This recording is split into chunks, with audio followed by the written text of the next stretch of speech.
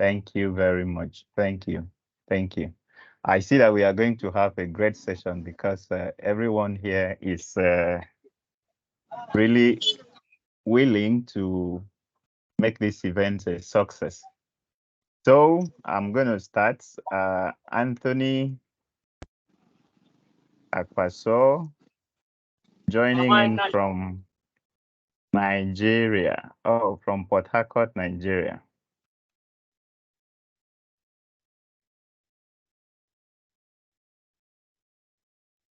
Yeah, thank you. I see Mpoto Udokang joining in from UK. Thank you very much. Okay. I see also Bella Chekos. Bella from Ethiopia. Thank you for joining in. I see Evelyn from Lagos, Nigeria. Thank you for joining in. Mariam Saleh from Abuja, Nigeria. Thank you for joining in. We have Sharafa joining in from Uganda. Omoko Abimbola joining in from Lagos. We have Pammi Hanin from Melbourne, Australia. Ekomobong Akwaso from Uyo, Nigeria. Thank you. Thank you. Rez from Pakistan. Thank you. We have Habib Ahmad from Kajuna. Ivy from Kenya.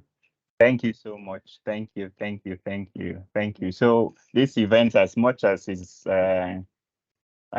event is going on, we employ everyone to network, get to meet each other, and maybe you can build a sustainable business relationship from this conference, because networking is a critical part of the activities for this conference. So thank you so much for joining us again. We do appreciate your time, for the time you've taken to be here. Okay, so if you go to the, okay, I think I'll just post the conference program here again, in case there are others who still have.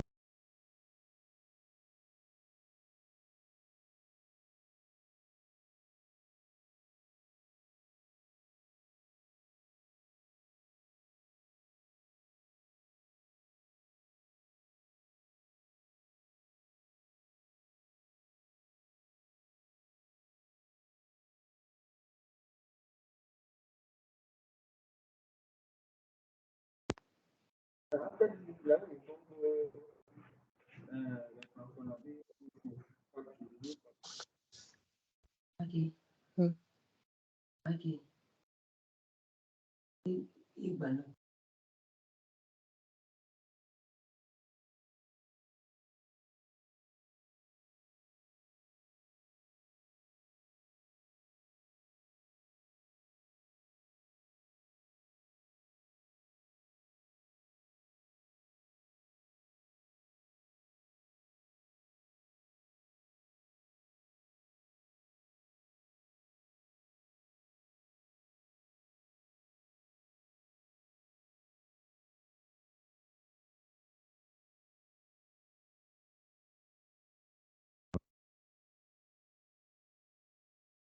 Please, if you're not speaking, put up your video so that you can save bandwidth for others, please.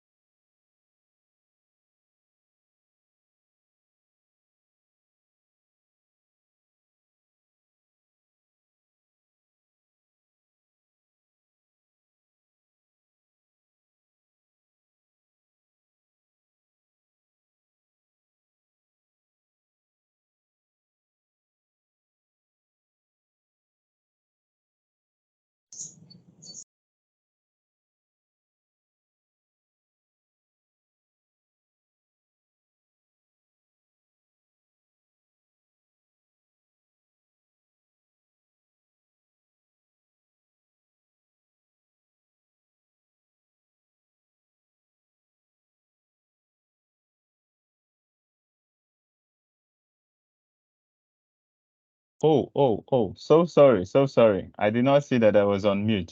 Sorry about that. Sorry about that. Sorry. Yes, I think if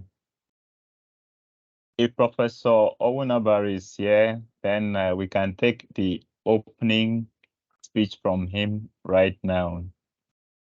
Professor, if you're around, please kindly signify so that we unmute you to give the opening speech, please.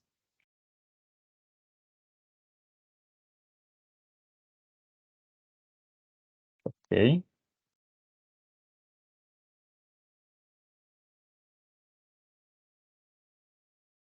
Yes.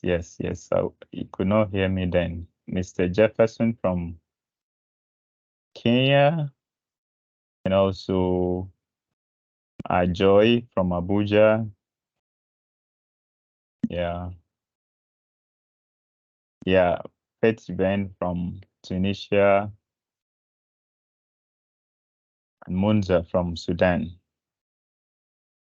Okay, Dr. Utam, sir. Welcome, everyone. Welcome.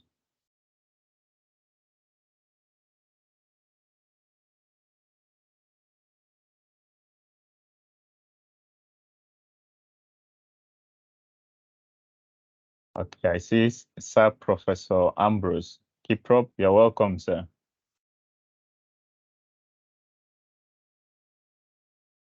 Okay, Professor Roland, if you're around, I think we can take the welcome speech from you while we are waiting for the Vice Chancellor to join us for the opening speech.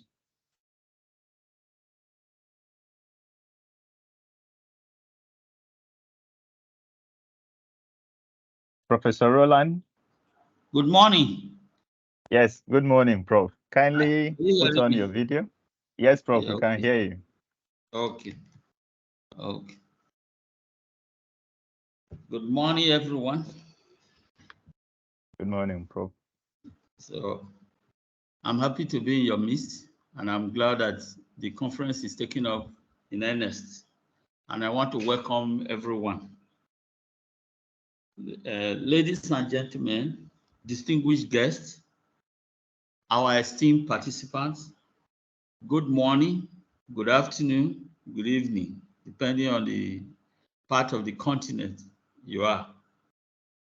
It is with immense pleasure and a profound sense of honor that I welcome each and every one of you to the African International Conference on Clean Energy and Energy Storage, AICCEES 2023.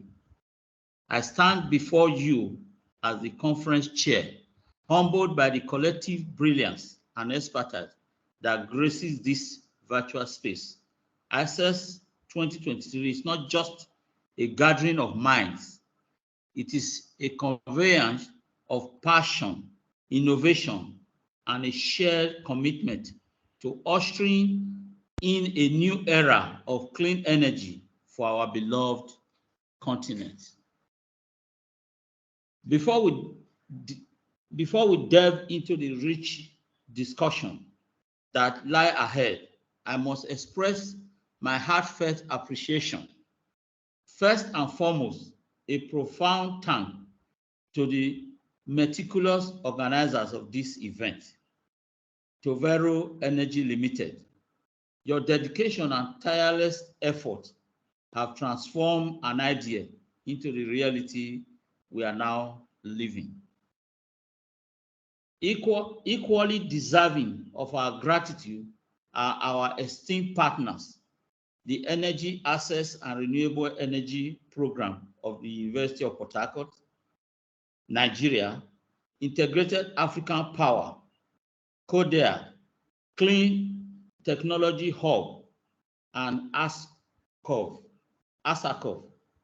Your collaboratory spirit has brought about a conference that is not only comprehensive in its scope, but representative of the diverse facets of the clean energy landscape. I also extended my thanks to the members of the organizing committee who have worked diligently behind the scenes to ensure that the seamless execution of this event. Your commitment to excellence is evident in every detail, and I am truly grateful for your contributions. As we embark on this adventure together, let us be reminded that the challenges we face are complex, but are the solutions within our reach. It is through the collaboration of brilliant minds, diverse perspectives, and shared experience that we will pave the way for a sustainable and resilient energy future. Take full advantage of the session, engage in lively discussions, and forge connections that extend beyond the confines of this virtual platform. AICCEES 2023 is not just a conference, it is a catalyst for change, and each one of you is an integral part of this transformative process. Thank you for being here, for your commitment to clean energy, and for the impact you will undoubtedly make.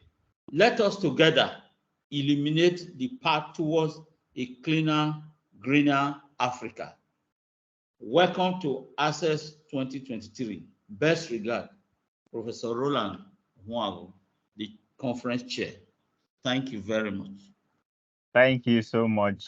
Thank you so much, Professor Roland, for that very insightful opening and welcome speech that you've given. Thank you so much. Thank you. So from our agenda, the next item we are supposed to take, while we are still waiting for maybe the VC to join in for the opening speech, we'll continue moving so that we can, meet up time and attend to activities that are already lined up for today. So please, at any time, the representative of the Office of the Vice Chancellor, if you're on the call and the VC is ready, please let us know so that we can allow him give the opening speech. Thank you so much for your support as we continue. So the next item on our agenda is a brief about Tuvero Energy, and it's supposed to be taken by Dr. Veronica Edeminam, who is the CEO of the company, but she has asked me to stand in for her. So this is what she gave me to share with everyone. So on behalf of Tuvero Energy Limited, the proud organizer of the Africa International Conference on Clean Energy and Energy Storage, AICCEES 2023, I extend a warm welcome to each and every one of you. This conference is a testament to the power of collaboration and shared dedication to the cause of advancing clean energy in Africa. As we gather virtually from various corners of the world, it is an opportune moment to express our deepest gratitude to our esteemed partners. To the Energy Access and Renewable Energy Program of the University of Port Harcourt, and also the entire management of the University of Port Harcourt, the VC, the conference chairs, Professor Roland, who just finished giving the welcome speech, and Professor Rona Demodeke, who has been very supportive of this idea from the birth, from the conception of the idea till the execution. We are gratefully witnessing now. We are also thankful to Professor Fidelis Abam, who from the Mechanical Engineering Department in University of Calabar, and also Professor Sunday Oyedepo from Bell University. All of them have worked tirelessly in front and behind the scene to make sure that this event is successful.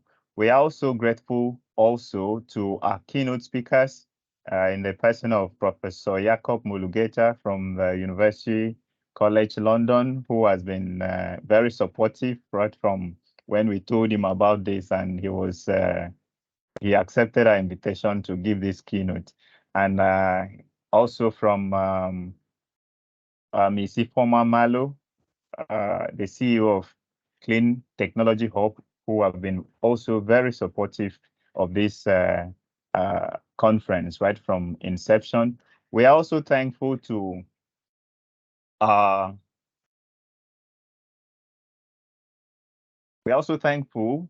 graciously to the members of the scientific committee who took time and for their efforts in reviewing all the conference papers so that we can have the quality of presentations that we'll be witnessing from today as we progress. So, and we are also grateful to Integrated Africa Power, IAP, for their support for this conference.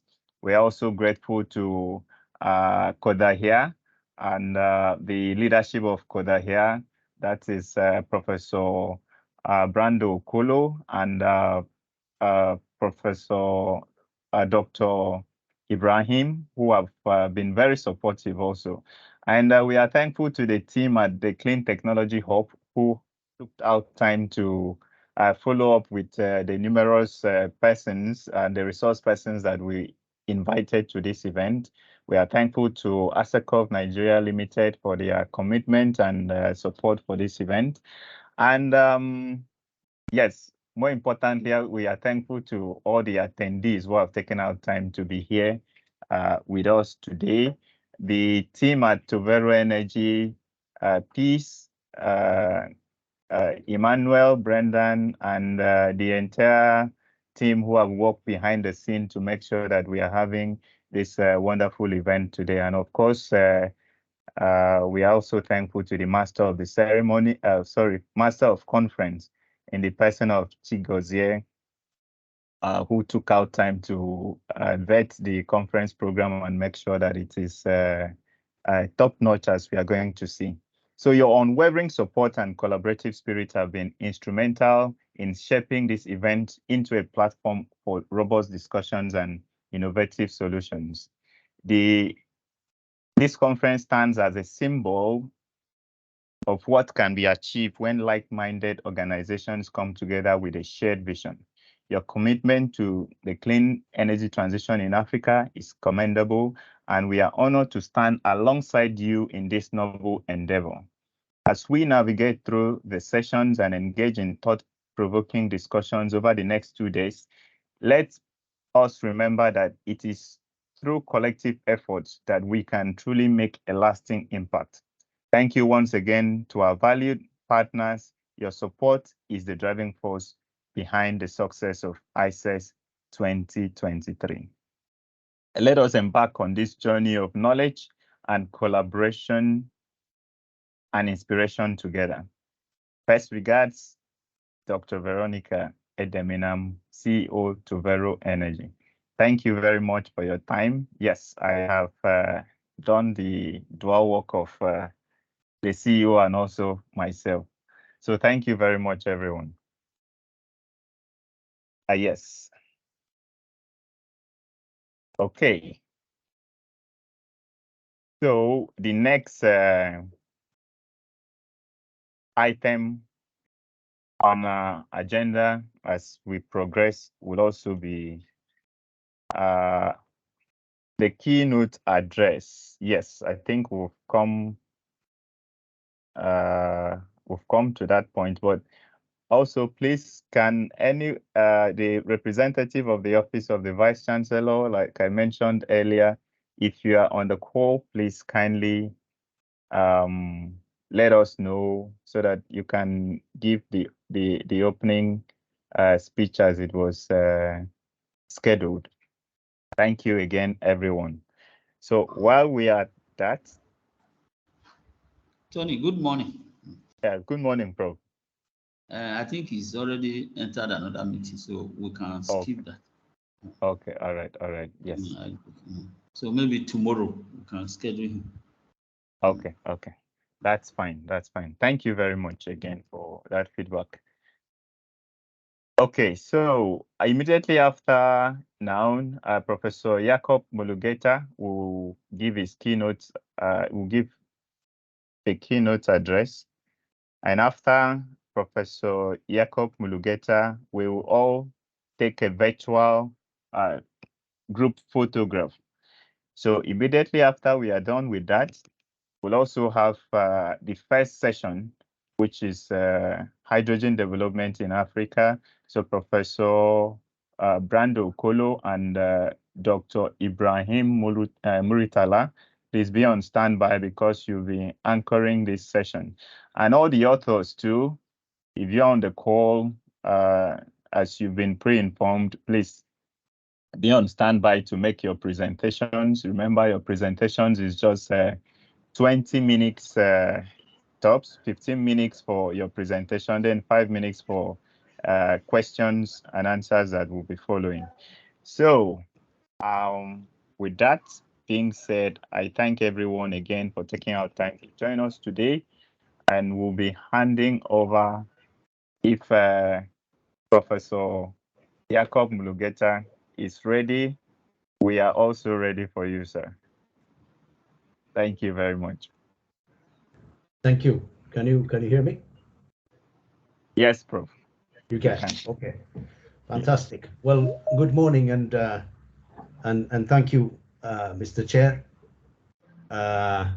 for a wonderful job in introducing us and introducing the program.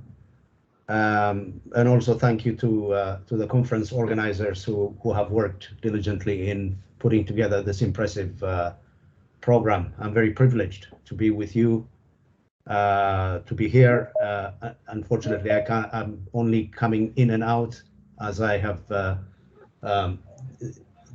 quite a bit of teaching today, but nonetheless, very happy to be here. Pleasure to be invited. And a particular thank you also to Professor Una Demudeke, who has been working on these issues, particularly the technical solutions, African technical solutions, diligently over the past so many years. So he's my brother, is also a man of integrity and creativity with unlimited energy for really good work. So I'm very privileged to be invited. Now, in selecting the title, I proposed this title, which seems somewhat ambitious, but nonetheless, it's an area that we need to really seriously look at. This, there is an African energy future in the making as we speak. And the reason why I added beyond extractivism, although I'm going to spend not entirely all the time on this, is that the business as usual for the energy future has to change. In other words, we cannot do the same way or plan the same way as in the past to try and construct the future, if you will. Because the past and the present are not exactly very good when it comes to energy systems across Africa. In fact, it is one of the weakest parts of the continent's infrastructure, if you will, or one of the weakest, certainly. So I will keep. We've got someone who can unmute it, or yeah. So I will kick off with just a few observations. I mean, the first is that Africa faces a complex set of intertwined challenges that demand radical action or radical change. We have a region with 55 countries, or a continent with 55 countries, with so many differences. So the immediate problem with talking about energy in the context of Africa is the danger of generalization. Again, 55 countries with roughly around 2,000 languages spoken, other languages as well, European, Francophone, Anglophone, Lusophone, variety of ecological zones, climates, rural, urban, and over 1 billion inhabitants. So this immediately suggests that any discussion that broadly talks about Africa will run the risk of obscuring the impressive complexity that of the continent and the diversity of the continent. So that's just a caveat there to put when I'm talking about Africa in general sense. It really is also highlighting that there is a diversity of countries with diversity of circumstances.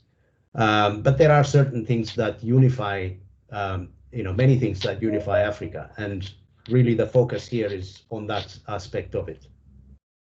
So, I mean, decades after independence, pretty much, all African countries continue to face challenges in energy poverty, regional conflict, economic insecurity, indebtedness, and a host of other impediments.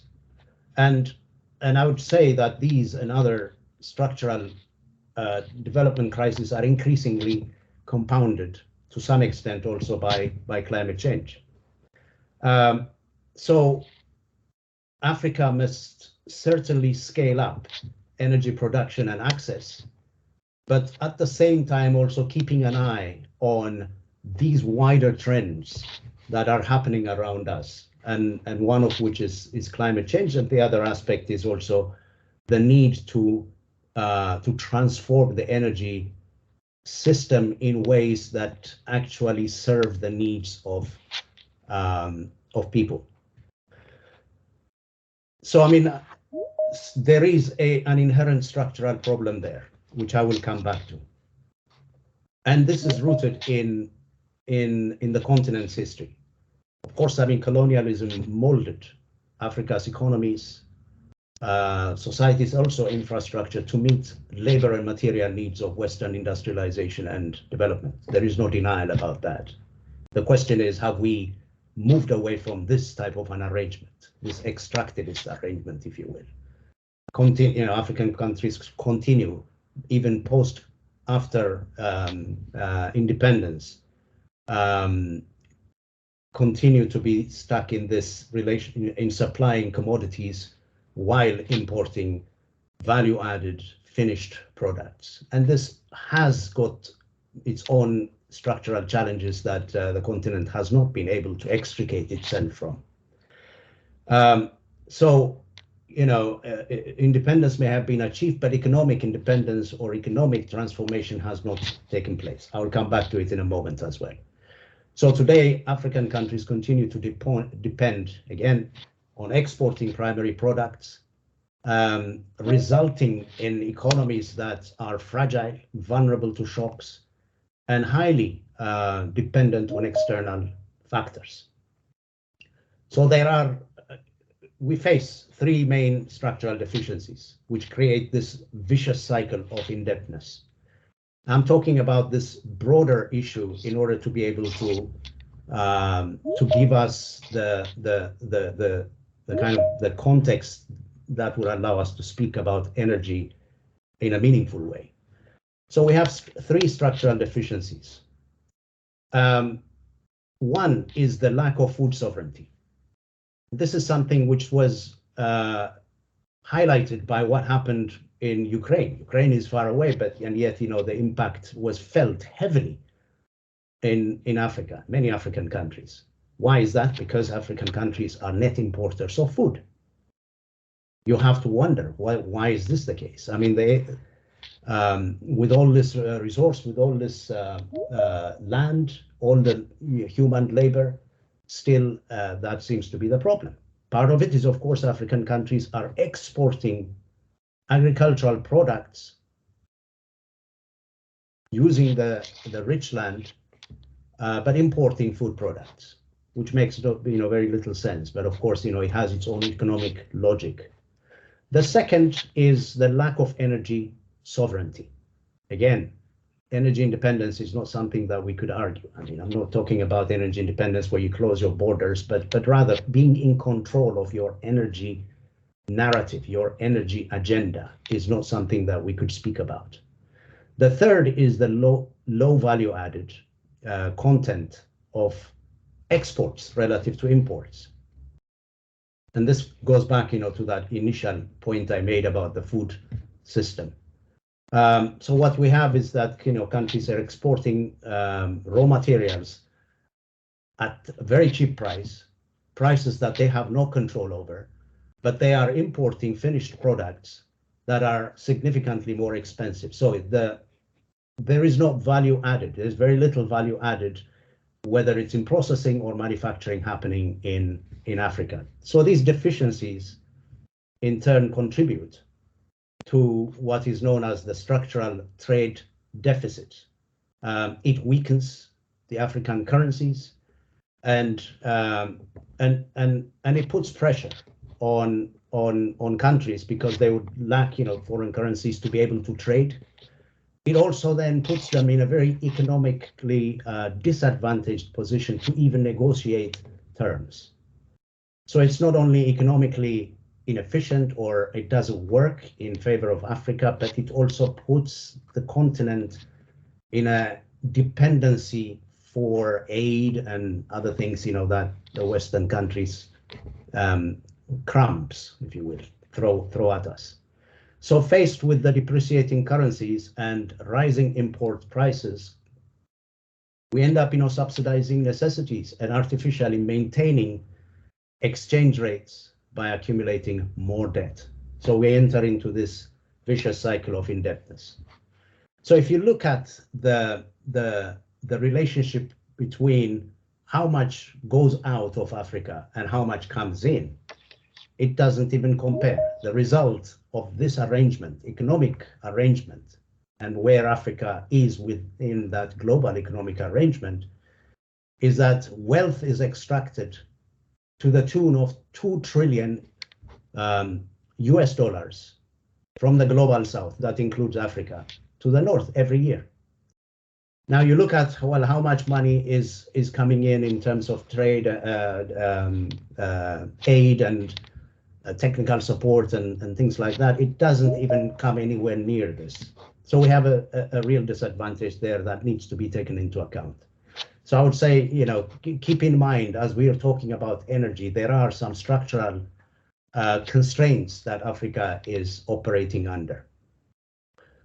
So the foundation, I would argue, for a better African future is more resilient food, energy, and industrial systems.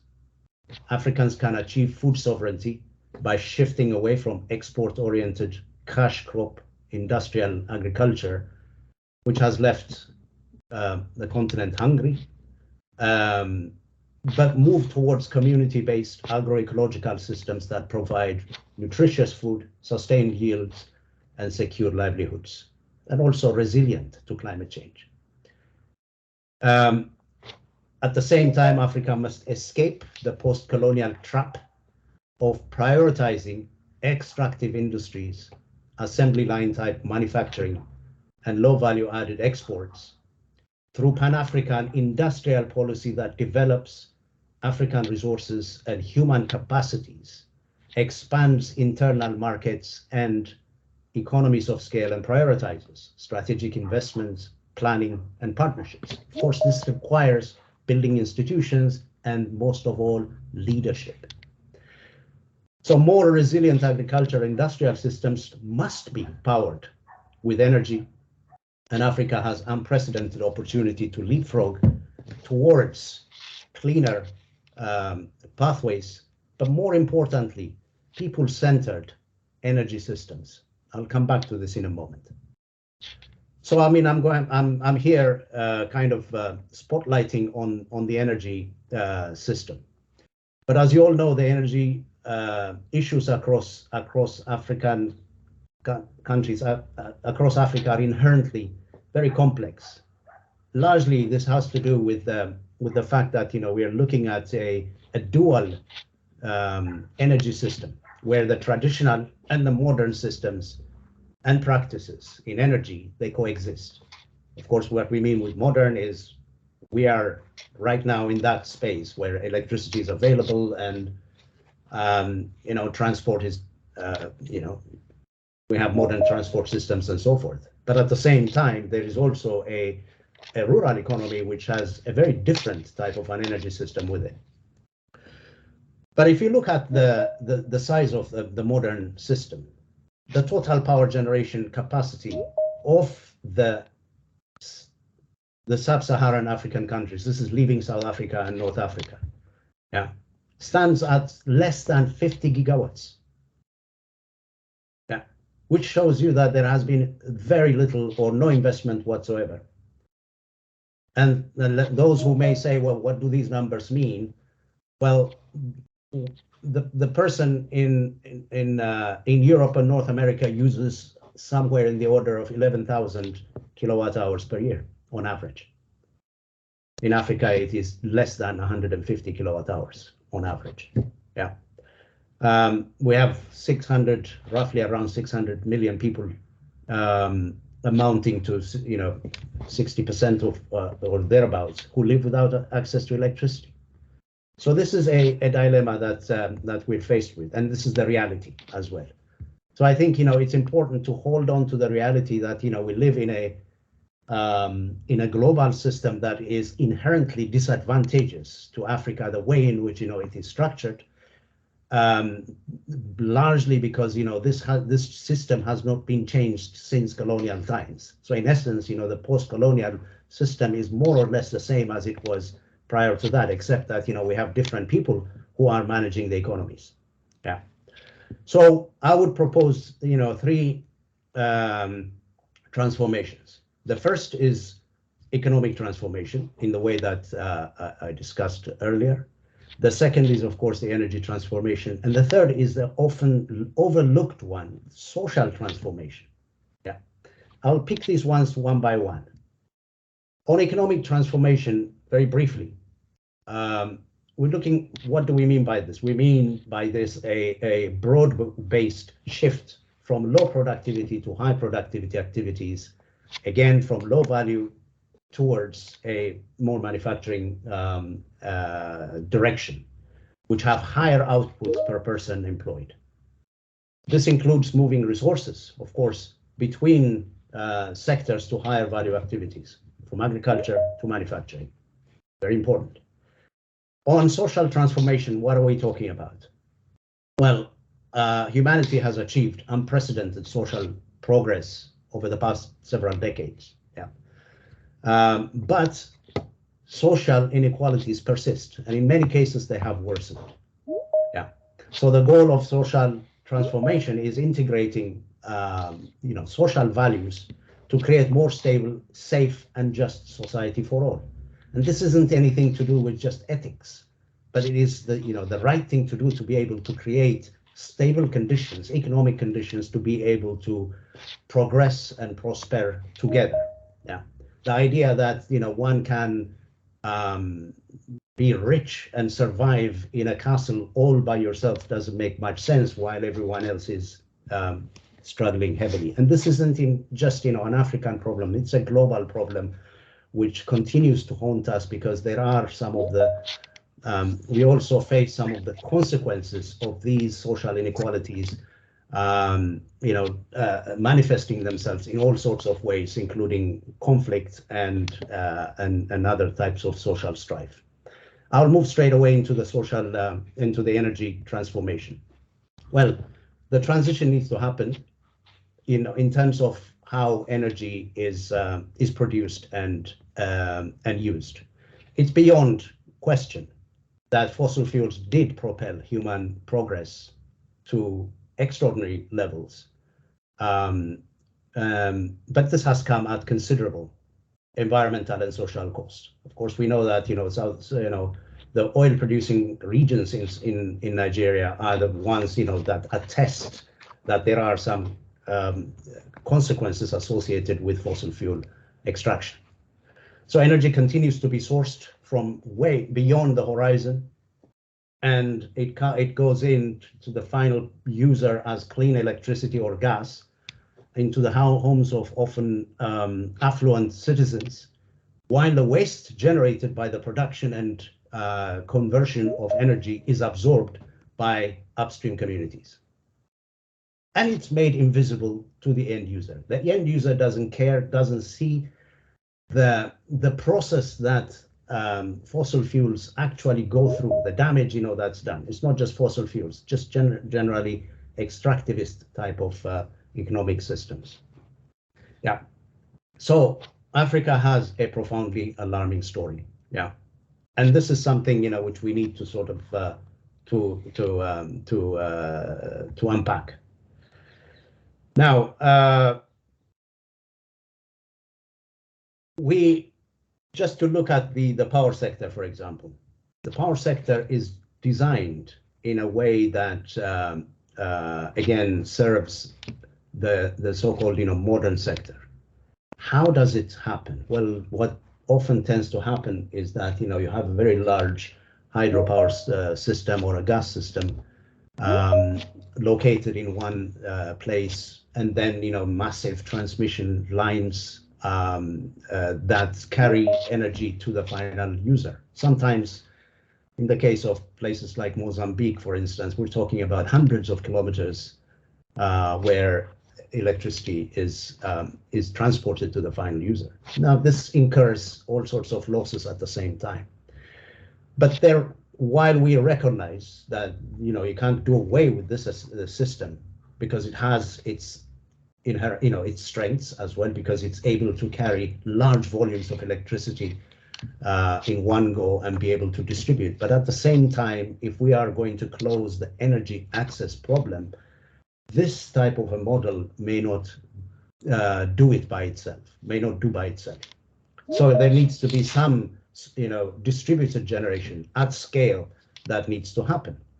Now, this is, we're talking about, micro and mini systems, sometimes even city level type of energy systems, sometimes even industry levels. Yeah. But generating electricity at a point of, at one point, but be able to deliver it to the user without having this large, huge investment in infrastructure. So I think distributed systems have a place alongside centralized system, but this requires serious planning. And then of course we also have to keep in mind the historical some of the limitations associated with this. Yeah. When I mean limitations, I'm talking about climate change. We are at a point where the remaining carbon budget to limiting to whatever it is, 1.5, 1.7, even 2 degrees, is shrinking. So the carbon space is shrinking, and therefore there are going to be international expectations and pressures that come to bear on countries. So it's important to keep that in mind. It's not just a fiction, but it is something which is coming in our energy conversations. And it's also a way by which African countries can actually mobilize new technologies into their energy systems that are also climate friendly, as well as environment friendly. Yeah. Now, the issue is also, how are renewable energy systems produced, and what's the role of Africa? So, I mean, we talked about the extractivist nature of Africa's place within the trade, within the global economic system. Yeah, producing raw materials, but importing finished products. Now, this is something which shouldn't also happen in the new energy system, in the renewable energy system, because already we know that, from a Nigeria's point of view, that Nigeria produces, hydrocarbons, and it's only recent that, from my understanding, that Nigeria was able to implement a refinery system. So in essence, it was exporting the raw and then importing processed hydrocarbons or processed oil and other aspects of it. Now that has its problems, of course, because it is costly. It has a huge social cost for the country as well. But at the same time, we are faced with the same issues in the renewables sector. For instance, we know that for the cost of renewables has fallen significantly over the past 10 years alone. What this has done is that it has triggered a massive market for renewables, photovoltaics, wind, and so forth, and also batteries. Yeah. Now we have to go back to that question again and say, well, what is the role of Africa? What's the place of Africa in the production, let's say, of photovoltaics or batteries? At the moment, for example, you've heard, that 85% of the cobalt supply globally comes, from DRC. What does DRC? What's DRC's relationship with with batteries and other, the digital economy? Again, as a supplier of raw materials. So the raw cobalt is directly taken from DRC, exported to China, processed in China, manufactured, whatever the manufactured products, come in the ways of, photovoltaics as well as batteries and so forth, and then re-imported for us, to be able to use in our homes or in our farms as solar panels. Yeah. This is problematic because again, we are not shifting, we're not changing the economic logic of the past. We're still in that extractivist space. This has to change. Mainly because also the technical potential for renewables by region, Africa has the largest. Yeah. The largest potential, something in the order of 5,400 exajoules per year can be produced. The next competitor is somewhere in Australia and Middle East and so forth. So Africa, by sheer size and geography, has certain advantages. But the way in which, just because you have the resource doesn't necessarily mean that you have the technologies to convert that resource into final use. But the question is, what is the value added within those technologies that are being produced that Africa is taking a fair share of it? And that's something, which is important to try and and think about. And the real importance here is that, we're moving from liquid and gas to mineral-based energy systems if we're moving, towards the renewables. And so you have countries such as DRC, such as Mozambique and South Africa, for instance, producing graphite, supplying, graphite, something like, 40% of it, and a whole host of other minerals. So once again, you see the European powers, as well as China, coming and buying the rights in Africa so that they are able to export, manufacture, and take away the added value from Africans. But of course, it's not their fault necessarily, not only their fault. We have to have the leadership, the insight, the imagination, the planning, the policies, the industrial policies to be able to convert, to put in place, programs that allow African producers to be able to take advantage of this global decarbonization that is taking place at such a pace. Yeah. So I would say I will close with just a few key principles. I mean, the first is African ownership and agency in energy initiatives and plans. That's absolutely important.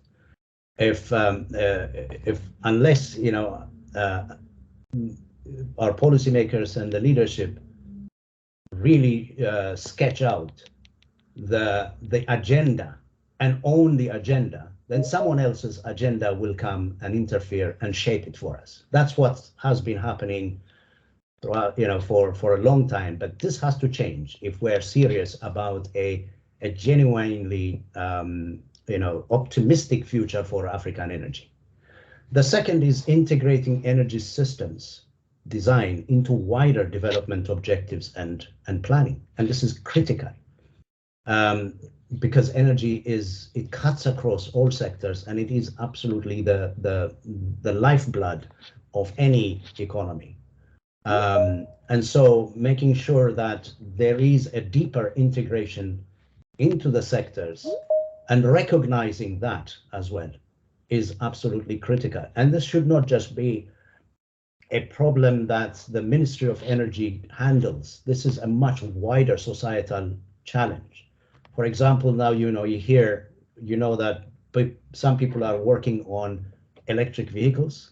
Some others are working on electric cooking. Others are working on electric industries or electricity for, industries, because those are all important. The issue, though, is that all these are working in isolation from each other, but ultimately there has to be electricity produced and supplying all these. So the issue then is, well, which one do you supply? How do you prioritize? Do you prioritize the electrical vehicles, or do you prioritize the electrical cooking, for example? Yeah. So what is the negotiation that happens here? What's the planning? What is the goal? What is the vision of the country? Does it solve poor people's cooking problems, or does it solve, whatever middle-income people's problems of transport? So these are questions, and there are policy choices that need to be made, and they cannot be made by someone else, but rather by Africans themselves. So the third one is establishing clear policy priorities, again, to support the different priorities that may emerge on a country basis. Yeah. The other thing is something which is slightly maybe controversial, is providing a scope for the delivery of energy as a common good, and to genuinely foster energy democratization. And here I'm maybe too many heavy words there. What I'm trying to say here is that there's often a tendency to argue that, well, energy has to be costed. Of course, economically, yes, it has to be costed, of course.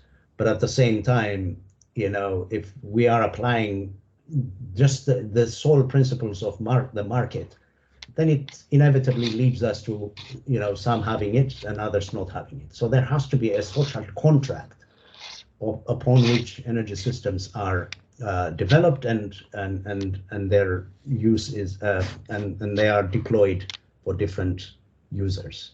Yeah. So in a sense, what I'm trying to say is that energy services, as if people matter. The idea that you can have 30–40% of your population without access to electricity is insane, I would say. And this has to really be at the center of the energy debate itself. And then the final one in these key principles is that, again, it's important that African countries cannot be net exporters of raw products and importers of finished products, because it inevitably leads to a desperately vicious cycle, which is at a disadvantage of countries, but more importantly, at a disadvantage of the poorest people in society. So final point, we are now at the point where transitions are being discussed, and it's important to discuss that because we are at a cross point. Our African countries are at a cross point of actually making some big decisions about the future of the energy system that they would like to develop. Now, previous transitions were not at all constrained by time as one of the kind of key factors for this change, for this transition to happen. Time was not a big issue. I mean, they were mostly opportunity driven. One type of energy system comes and it's better than the other, and therefore, from wood to coal, from coal to gas, these were largely, socio-economic discussions. Yeah. Now so historical transitions have been opportunity driven, but the type of transition that we are talking about now is problem driven.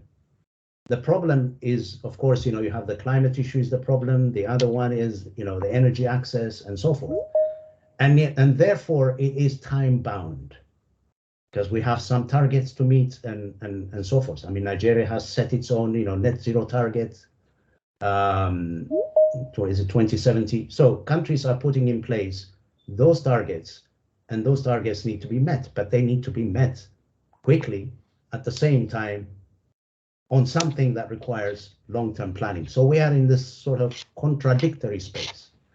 And so I think it's important to have some fundamental discussions, dialogues immediately about the type of future that African countries need to chart, the type of future that Nigeria needs to chart, perhaps even thinking about a wide range of mix of technologies and how they can be deployed at scale, but also at speed.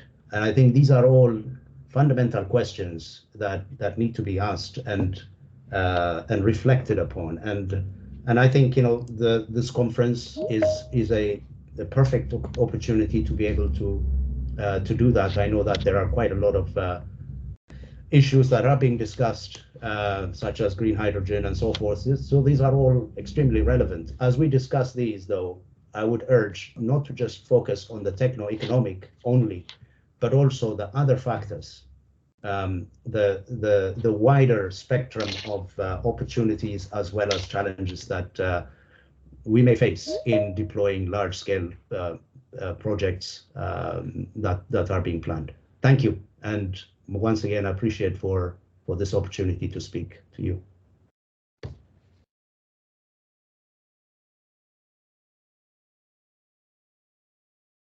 Mr. Chair.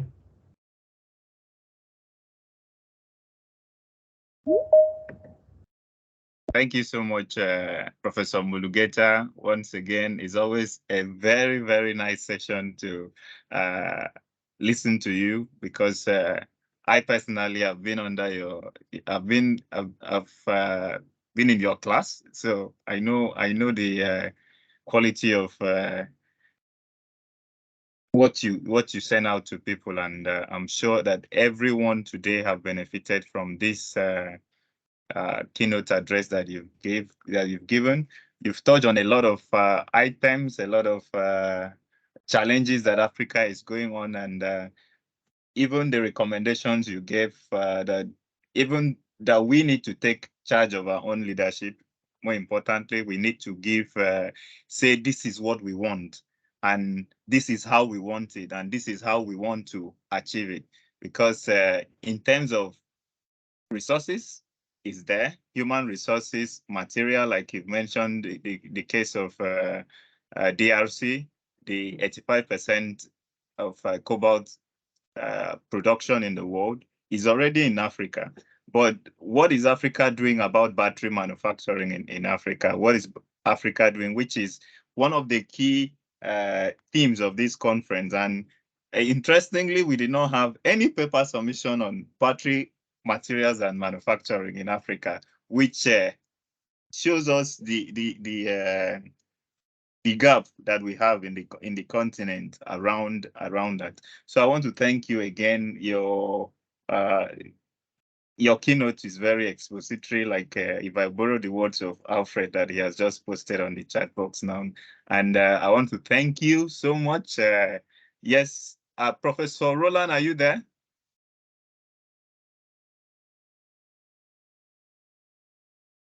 Okay, while we are waiting for him to come on. Okay, please, maybe you give a brief remark on that before we go on. Okay. Okay. Mulugetta for that speech, and it's an eye-opening continent. Will be a spot, like he said, which we are receiving back at a very high value. Yeah. Like we have known to feed, not just manufacturing. They borrow money, Western countries,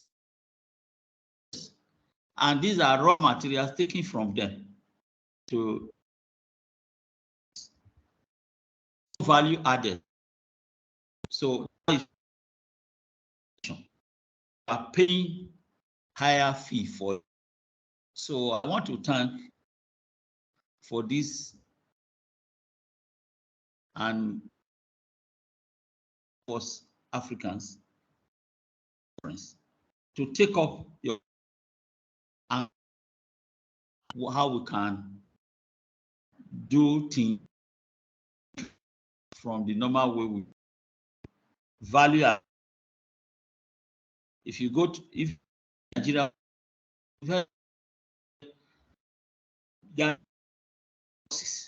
and he mentioned that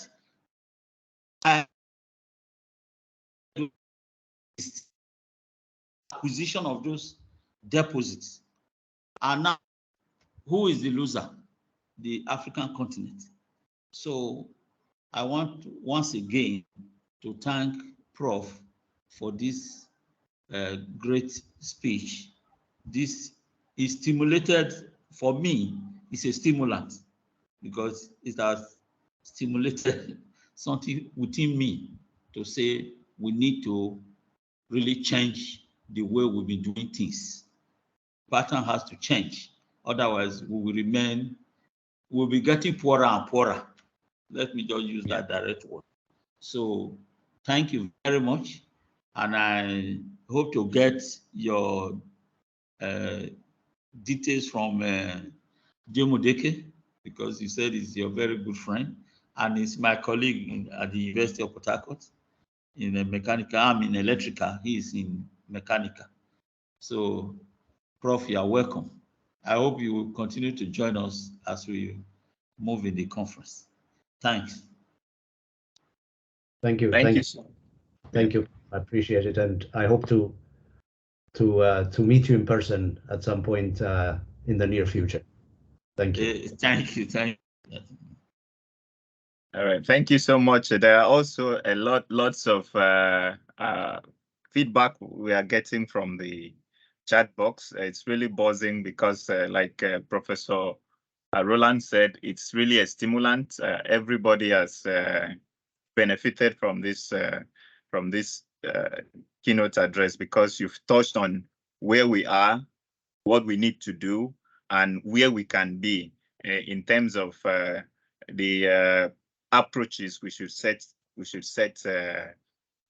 forward going forward from here. So I think we may have missed making the opening introductions at the beginning of this event, but before we take the group pictures, maybe everyone can start putting on their videos so that we can have a group picture with the keynote speaker before we move to the next item. So as everyone is trying to put on their videos, I permit me to still do this. Professor Yacob Mulugetta is a professor of energy and development policy and a director of the MPA program at the Department of Science, Technology, Engineering, and Public Policy at University College London. Previously, he was an academic staff at the Center for Environmental Strategy, University of Surrey, UK. Between 2010 and 2013, Yacob was based at the UN Economic Commission for Africa in Addis Ababa, Ethiopia, where he helped set up the Africa Climate Policy Center, SCPC. At AICCEES, he initiated a variety of policy relevant initiatives on the opportunities for and constraints of pursuing low carbon pathways for development in Africa, and facilitated a number of high-level roundtables on energy development and climate, including the ministerial roundtable at the Africa Energy Week held in November 2012 at the Africa Union Commission. Yacob is also the coordinating lead author on the chapter on energy systems of Intergovernmental Panel on Climate Change, IPCC Fifth Assessment Report Working Group on Mitigation. and a member of the core writing team of the IPCC synthesis report. Thank you so much, Prof. I think if we had done this at the beginning, everyone would have maybe programmed their mind to the insights you would have shared, but that you shared. But thank God we did this at the end so that it will just, everyone listening to this now will now understand why that thoughtful presentation came from you. So thank you so much, Prof, for that introduction. So please, everyone, kindly put on your video so that we can just have a, yeah, please put on your video. Everyone, put on your video, put on your video. Let's have a large gallery of everyone. Thank you.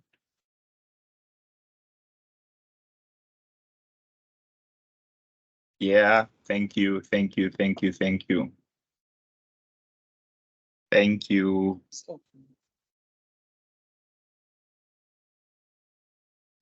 Is everyone smiling? Good morning.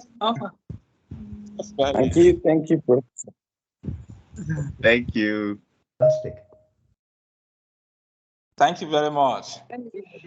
Thank you, everyone. Just put on your video. Thank you. Thank you. So immediately after this, I will be getting set to go into the next item on our agenda. Yeah, thank you. Thank you, everyone. Which is, we'll go into the conference tracks proper. So we're starting with hydrogen, and I can see that Professor Brando is already on the call. So as we conclude this, we'll be getting to start the hydrogen track of the conference. Thank you so much, everyone. And before we also get to that, I'll also like to introduce again our keynote, our conference, Master of Conference, in the person of Mr. Chigozie Nwekeze. Is also the person that will anchor the rest of the activities of today. So Mr. Chigozie Nwekeze is the CEO of Integrated Africa Power. He is a person who has also worked with us on the AICCEES conference and has made it the success it is today. So everyone, thank you so much. Thank you. Thank you. Thank you. Thank you. Thank you. Yes, I see everyone. Thank you. So at this point, I'll hand over to Mr. Chigozie to continue with the activities of the day while I retreat back to the back end to continue supporting everyone here. Thank you so much. So you are welcome, Chigozie. Yeah, thank you so much. Thank you, everyone. I think that this, thank you for that introduction, Anthony. I think that the conference has been going very well so far. We've been able to have a very nice initial, background by interesting opening speeches, as we've heard from Professor Roland. This keynote address, also by Professor Yacob. And I think this sets a very, very nice tone. I mean, it really touched on very important issues. Now we want to begin to go more deeply into the discussions of today in a more specific manner. So I think without wasting much time, I would like to, of course, start by giving the floor to the first session of today and the moderator of that particular panel, which is in the person of Professor Brando Okolo. Professor Brando Okolo is the founding member of CODAHIA, which in full means Consortium for the Development of Advancement of Hydrogen Economy in Africa. And Professor Brando, you have the floor to introduce your panel, your panelists, and start. Thank you. Thank you thank you very much, Chigozie. And first of all, I'd like to thank Tovero for making this conference possible. It's the first of its kind, I would say, coming out of the continent. And I can see here we have almost 136 people attending. That's really impressive. Yeah. Without further ado, I'd like to immediately introduce the first speakers today on the hydrogen track. The session is on hydrogen development in Africa. And the first talk would be titled Perovskite-based low iridium loaded catalyst for high efficiency hydrogen production by polymer electrolyte membrane water electrolysis. The first speaker, I don't know if they are available. Dr. Abdul Hamid. Emmanuel Olamide.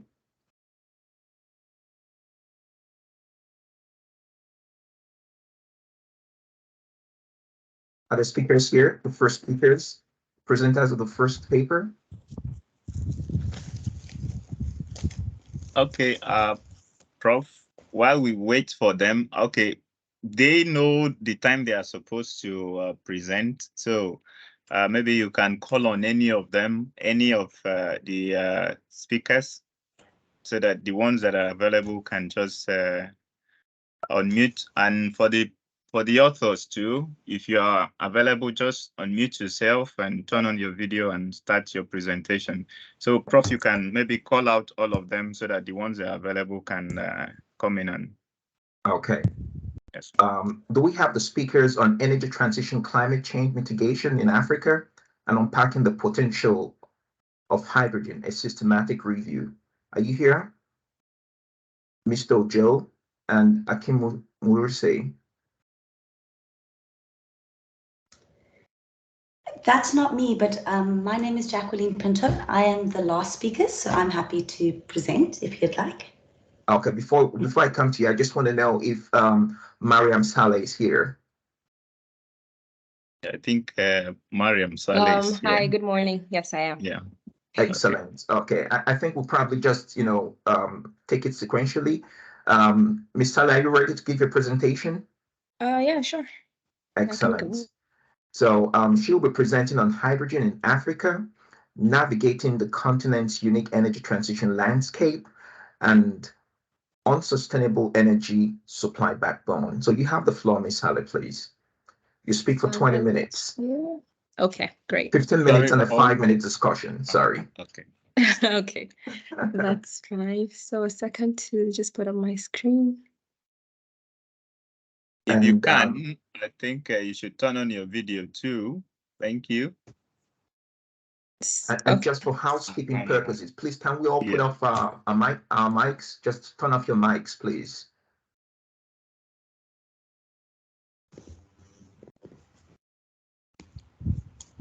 Okay.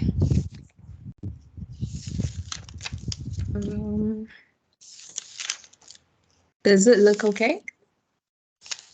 We can see your screen, so good. Perfect. Okay. So good morning, everyone. Thank you again for the opportunity to just discuss. And for me, this is a learning curve, a learning opportunity. My name is Mariam Saleh. I am currently with Gas Aggregation Company of Nigeria. I am working as a network code and gas trading officer, and also a supervisor for renewable energy, for sustainable energy. So I'll just dive in straight. So welcome to this presentation about something obviously that's very interesting and very important to us, hydrogen in Africa. My topic is navigating the continent's unique energy transition landscape, and basically, how do we navigate the unsustainable energy supply backbone today?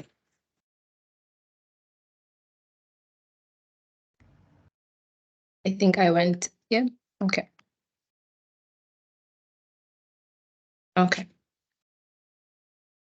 So this is just a slide introducing the research topic, the significance, and the reason, what my research question was, and the objective in general. So in recent years, the global discourse on sustainable development has been increasingly centered on the role of energy transition and mitigating climate change.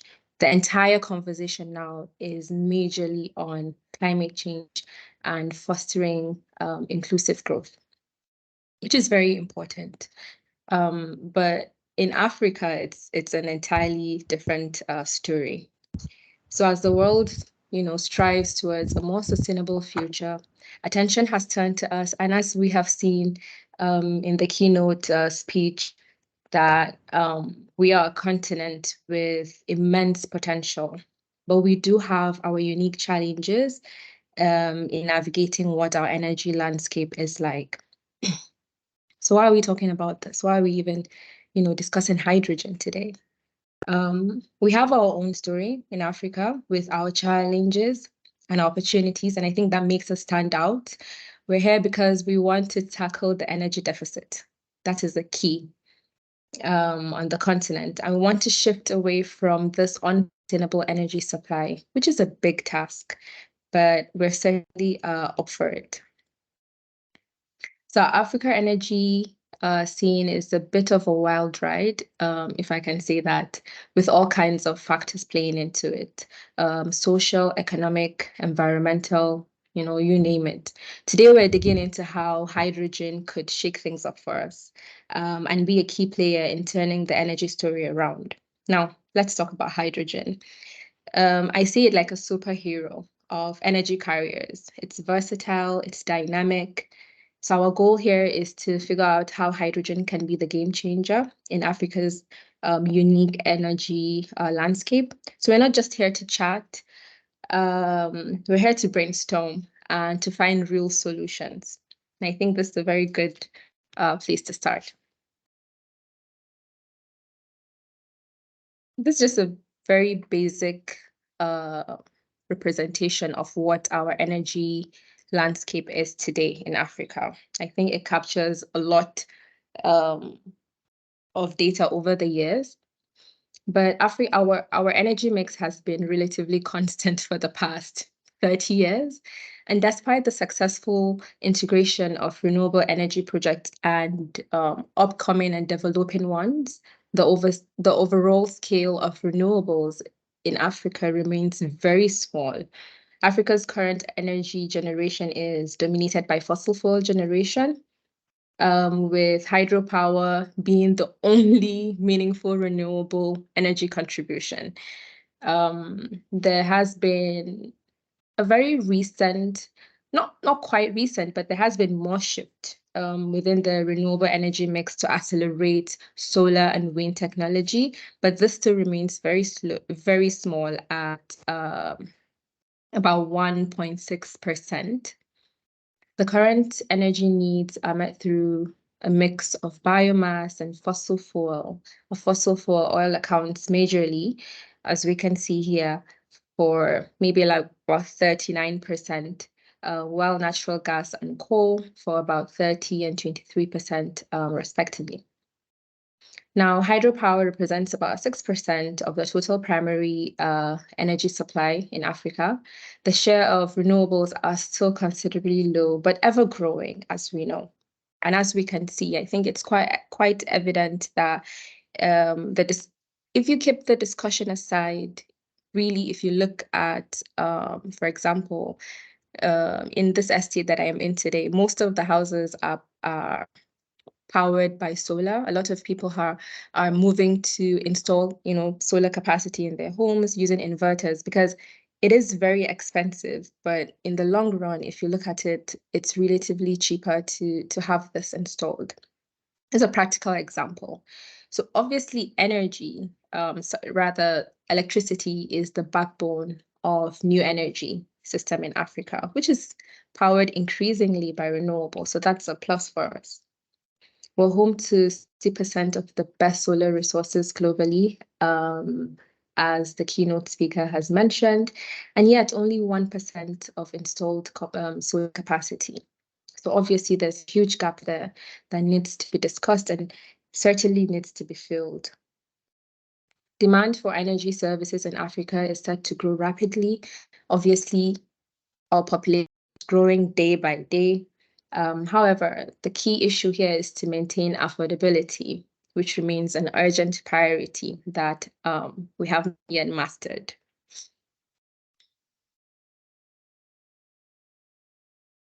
So in my paper, I have looked at what are the existing themes in our energy transition landscape. So what really does our energy transition even look like now? The energy transition landscape in Africa is characterized by a diverse set of challenges, which is, the most obvious one that pops out. But then again, we have lots of opportunities with a focus on renewable energy sources and the need for sustainable development. Africa countries are pursuing various initiatives to address the energy transition, including policy and legislative frameworks, regional programs, and strategic partnerships. I have personally taken part in quite a few policy framework workshops in Nigeria with the formerly Ministry of Climate Change and now the Council of Climate Change, working hard to develop a carbon trading framework to even establish what, trading would look like in Nigeria and by extension in Africa. So these conversations are going on, and I think that obviously the most important thing, apart from agreeing that we need to do this, is to have stakeholders in the same room, stakeholders that are really required to make those changes, to really see the importance and the necessity to drive that change. Some initiatives and programs. I know that ARIF invests in small hydro, wind, geothermal, stranded gas, which is another very interesting one, biomass projects across sub-Saharan Africa. ARENA also implementing the national and regional programs and initiatives such as the Clean Energy Corridor to accelerate basically development of renewable energy potential and cross-border trade, which is again another key factor in progressing these conversations. So basically, in summary, the existing themes is characterized by a mix of challenges and opportunities, but a strong focus on leveraging our renewable energy potential to drive sustainable development and growth, and also the need for international support and investment, which I don't think is lacking because so my work basically involves liaison with a lot of basically anyone who wishes to invest, who wishes to develop the energy scene, and we see a lot of investors coming in. But again, the main issue usually goes back to policy and legislative frameworks. A lot of investors do not want to come in because there isn't a very strong framework to guide those sort of conversations and investments. So these are some of the challenges. I have mentioned the council and also in Nigeria, the energy transition plan, which is underway. And in the aspect of hydrogen, we have organizations like GIZ working to do a hydrogen study, which is crucial for accelerating the clean energy transition. Even if we're not there yet, I think we are having these sort of conversations and we're having conferences like this to push it forward.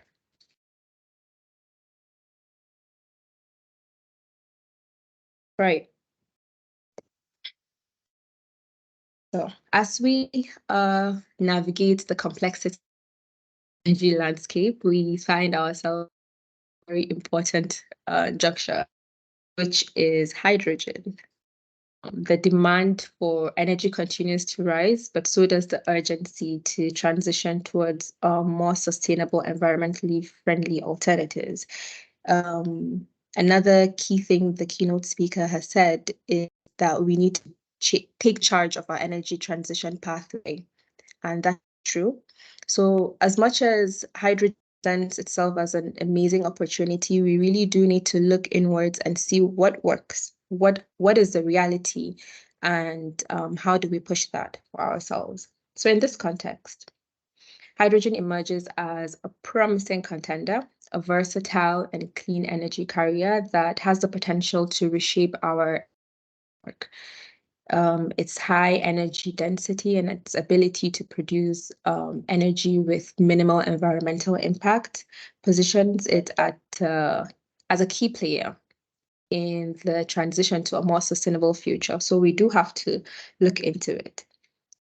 So we all know that flexibility is absolute key to integrating more variable renewables with high-grade interconnections, hydropower and natural gas playing multiple roles, right? But amid the global energy transition, investors are anxious, like I said, to pour billions of dollars into many African countries to turn it into the new fossil fuel fund, into hydrogen. But hydrogen is easily the most, obviously, hydrogen is easily the most abundant element in the universe, offers a clean resource of energy, clean source of energy, and comes in a variety of forms, which is a plus for us, and it makes it easier because we are heavily reliant on fossil fuels. So if we transit in, and even if right now the reality is not to jump to green hydrogen, we can certainly start somewhere. We have natural gas, we can start from gray hydrogen. We can use, we can produce a bit more sustainable, a bit more greener hydrogen. And then eventually, if we do see that our long-term goal is to produce green hydrogen, it's just absolutely fine. So looking ahead, we can witness the near-term applications of hydrogen, making it very tangible, which makes it okay, let's say, for Africa, for Nigeria especially. Industries that require rapid decarbonization can leverage on hydrogen to significantly reduce their carbon footprint. Moreover, in transportation sector, hydrogen fuels are proving to be a viable alternatives, offering faster fueling times and longer ranges. I had a meeting with a company in Egypt that told us about their projects of converting our current fueling station into hydrogen, and which was an amazing business proposal, an amazing concept. If we do have frameworks that support these types of progression, I mean, it would be amazing to integrate this into our systems, or to start to think about how we're going to actually achieve that. African countries are exploring the development of what could be an enormous clean hydrogen industry to both decarbonize and export to Europe or beyond. Now, the main challenge with hydrogen, as we will see, is the cost of production. Falling costs and wide availability of renewable energy means that a lot of developing countries could, especially in Africa, could produce clean hydrogen at 1/4 of the cost of European production. This already is a huge business deal right there. So, for example, in 2020, the hydrogen costs were, for green hydrogen, was about $2.5 to $5 per kilogram, and for gray hydrogen, the cheapest was about 1.50 per kilogram. This was in 2020. So the hydrogen market is expected to grow.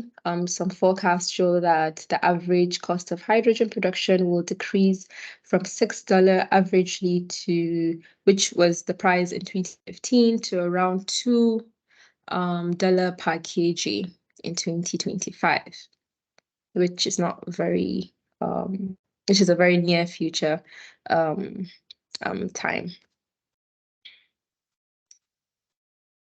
So, as I mentioned earlier, electricity is the backbone of Africa's new energy systems. To seamlessly integrate hydrogen into power, so from acknowledging that hydrogen works, we need to then think about how do we integrate it into our into our power systems. We are not just going to throw everything we have now. We need to think about sustainable ways of putting this together, putting seamless, even if it's not as seamless as we would want, but seamlessly integrating it into our systems. The production, okay, so to seamlessly integrate hydrogen into our power systems, the production methods become crucial, obviously. Then electrolysis, for instance, offers a direct path to green hydrogen production using renewable sources. Selecting the production method that minimizes environmental impact is essential for ensuring sustainable hydrogen supply chain, which is the key, which is the goal. That's what we want. But today in power generation, the versatility of hydrogen shines through, whether through traditional combustion in gas turbines or a more advanced and efficient route of hydrogen fuel cells. Integrating it into our power systems offers us a dual benefit of both, reducing emissions and also enhancing flexibility and energy production, energy access. Or at least we will definitely then want to aim for clean and affordable energy. So as we integrate hydrogen into the power system, the role of flexibility in our grids become absolute paramount, absolute key.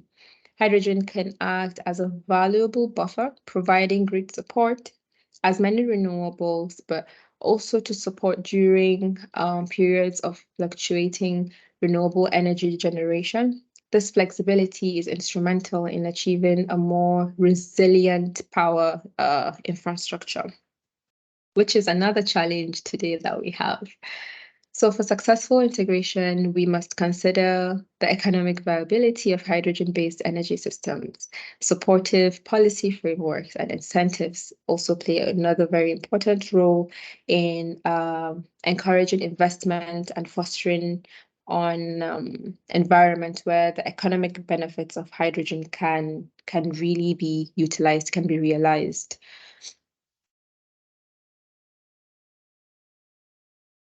So I have touched on the challenges that we are facing. Actually, these challenges even now, and it stays the same for hydrogen.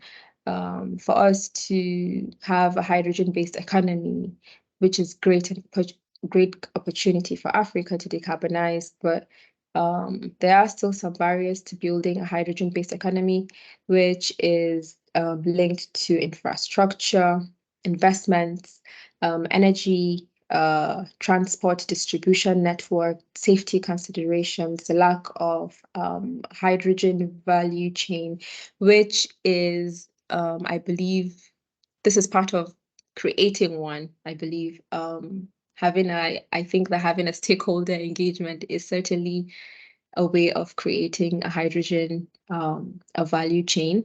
We'll have to start somewhere. Green hydrogen, the cost of production, and also the need for international standards on hydrogen and matching supply demand remains uncertain for us. So these are some of the challenges. This is just a little bit of it, but I felt we are experiencing these challenges now in our energy systems, and if we don't, say, master how to go around it or how to make these challenges better, I don't think that establishing a hydrogen supply chain is anywhere near possible for us. It's not something that we can do, but it's something that requires the discussions have to happen now, sooner rather than later. So this is a very interesting concept I came across, and I really like this slide. It's probably my favorite one. So in the discussion, I talk about the possibility. You have 1 minute, Miss Sandra. You have 1 minute. Yeah. Okay, so thank you. So in discussion, I talk about the possibility of developing a hydrogen valley or a corridor. So in the context of Africa's landscape, we are presented with both opportunities and challenges as mentioned, but enter a concept of a hydrogen valley or a corridor. provides us with this holistic approach that brings together hydrogen production, storage, utilization within a defined geographical area.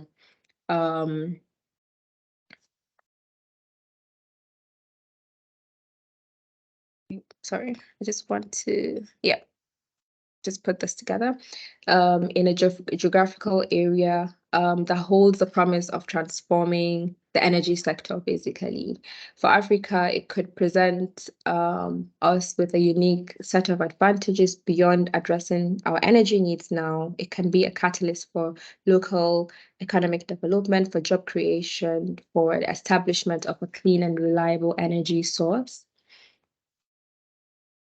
The success of a hydrogen corridor or valley hinges on collaboration, establishing a robust public-private partnerships and creating supportive policy frameworks and crucial steps towards creating an environment where these projects can flourish and driving sustainable development, economic growth.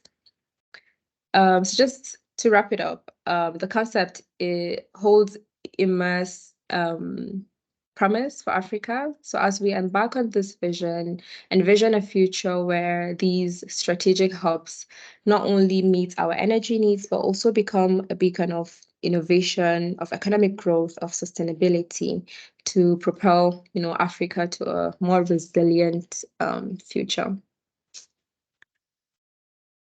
As we conclude, it becomes evident that these innovations obviously hold key to transformative energy future, but our challenges are still on our current landscape today are still a major problem, are still a major impact to us. But by strategically integrating hydrogen and discussing about hydrogen, we unlock new possibilities for a cleaner future. I think, please recognize the importance of collaboration, of social growth, technology transfer, supportive policy. I keep going back to policies. We can't do anything without them. The journey towards a hydrogen-powered Africa is a collective effort, one that involves both private and public partnerships and these sort of stakeholder engagements to build say a local enterprise. So I think that's it for me today. Thank you very much. I think I rushed through the last couple of slides. Yeah, thank you very much, Ms. Saleh. Thank you. For want of time, I think we'll cut off the questions and answer. If you have any questions or questions regarding her presentation, please post it on the chat and we'll communicate that to her. Thank you very much. For the next speaker, I'm not sure if the group by Mr. Ojo or Dr. Ojo or Idapoji, if they're here, are they present already?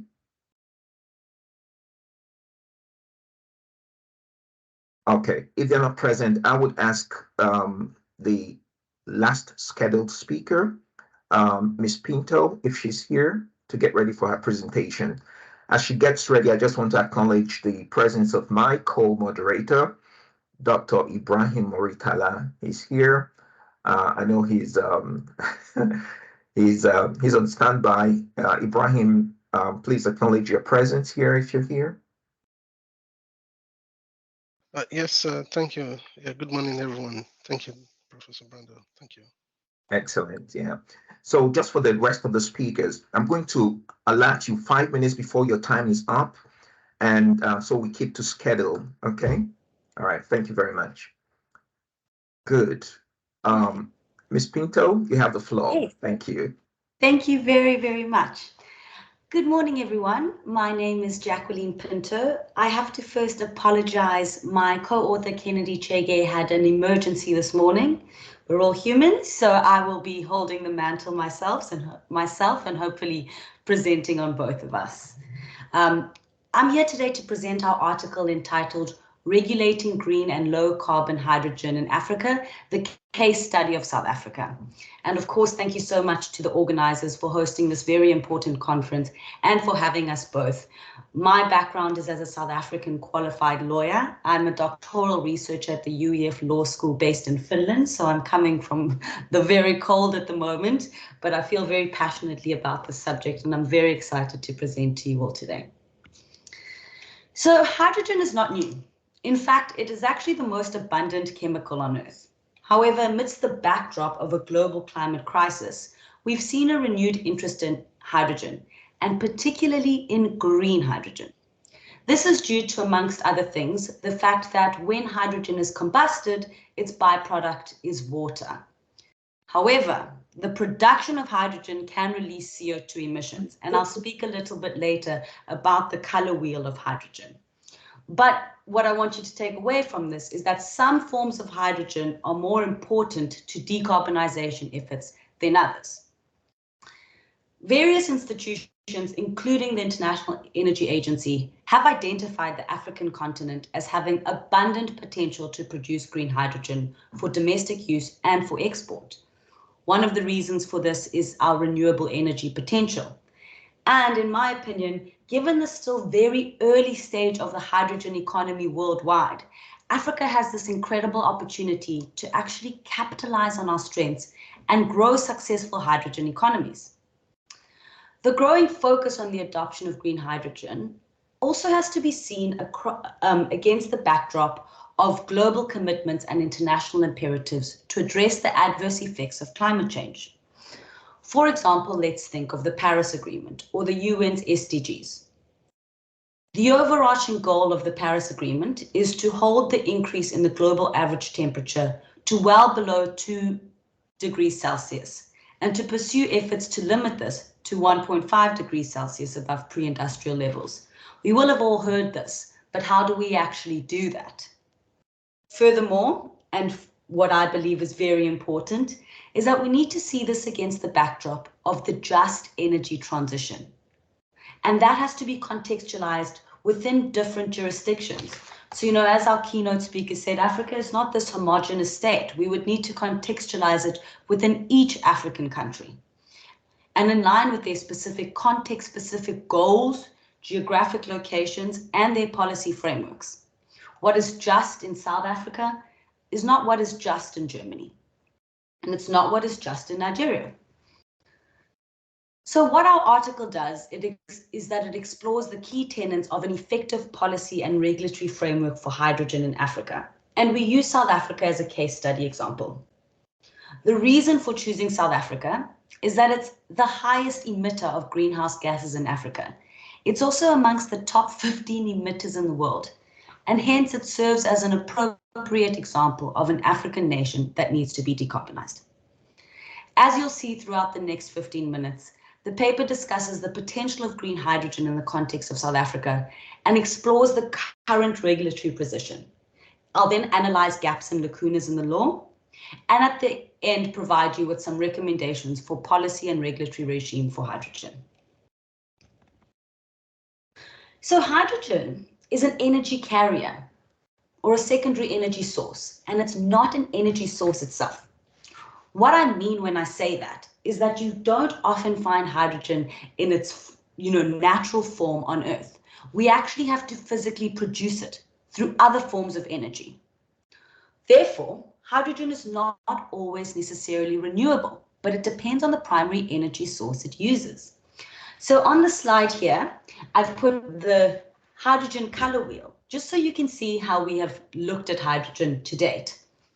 Gray hydrogen, which is the most common form of hydrogen produced today, is created from natural gas or methane using a process called steam methane reformation. This carbon that is released into the air isn't captured, so gray hydrogen is not seen as a pathway to decarbonization. Green hydrogen, on the other hand, is created through the electrolysis of water, usually by using renewable sources of energy. Therefore, there are zero CO2 emissions that are produced. Blue hydrogen sits somewhere in the middle, where you release the CO2, but you capture it. But hydrogen doesn't know what color it is, and it's not clear from its appearance, nor does it have any effect on the combustion itself. It's the process of producing hydrogen that would either produce the CO2 or not, and therefore either contribute further to climate change or not. Whilst this hydrogen rainbow that I've put on the slide here is a handy tool, what we've seen now is that different countries have moved away from using this, and they're using terms such as renewable and clean. Our article speaks of green and low carbon hydrogen, but there's no universal definition for these terms, although the term green is widely understood. Therefore, there's this lack of alignment internationally, and this is a perfect example of why we need to regulate. We need to be able to create uniform systems across various regions. Let's think, for example, of trade. In South Africa's commercialization strategy, they've said they would like to trade hydrogen. So South Africa wants to sell to Germany, which is an EU member state. Great, but Germany will want renewable hydrogen, and it will require certain proof that that renewable hydrogen complies with its requirements. How do we do that? Well, hydrogen can be certified to show that it was generated, transported, and delivered according to certain characteristics that would make it green or renewable. But that would mean that we would need the definitions to speak to one another so that the characteristics actually comply with what Germany requires. As I hope I'm showing, regulation is incredibly important in this instance, and we cannot develop these standards in a silo. But of course, regionally, if Africa pushes together, we can definitely use our power relations to have some say in the certifications speak. South Africa, much like the rest of Africa, and much like the rest of the world, except for certain jurisdictions, doesn't have hard law framework specifically for hydrogen. For all the non-lawyers in the audience, what I mean by hard and soft law is a term that refers to rules or instruments that aren't legally binding. They don't have the same teeth, if I could say that. However, soft law is important because it sets standards of conduct or cooperation, and it also has the potential to transition into hard law. So often when you look at overarching policies, you can see the direction which things are moving in. Sorry, I think someone's microphone is on. On the slide here, I've set out some of the most important soft law policies in South Africa. Some of the most important documents include the Hydrogen Roadmap, which is the first dedicated document for hydrogen in South Africa, and the Green Hydrogen Commercialization Strategy, which speaks about how hydrogen will become commercialized.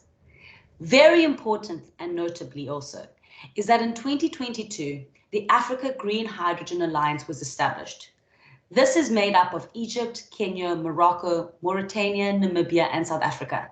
And it's mandated with encouraging collaboration between these countries and creating an enabling environment that would see Africa leading in the development of green and low carbon forms of hydrogen. Ms. Pinto, you have 3 minutes to go. Sorry.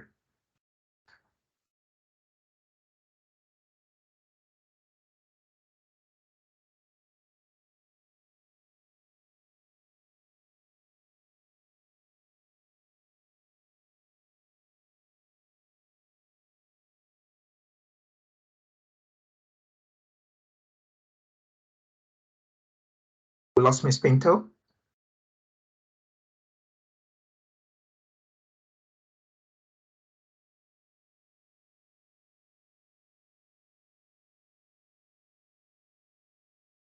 Yeah, we seem to have lost her. Yeah, must be a network issue.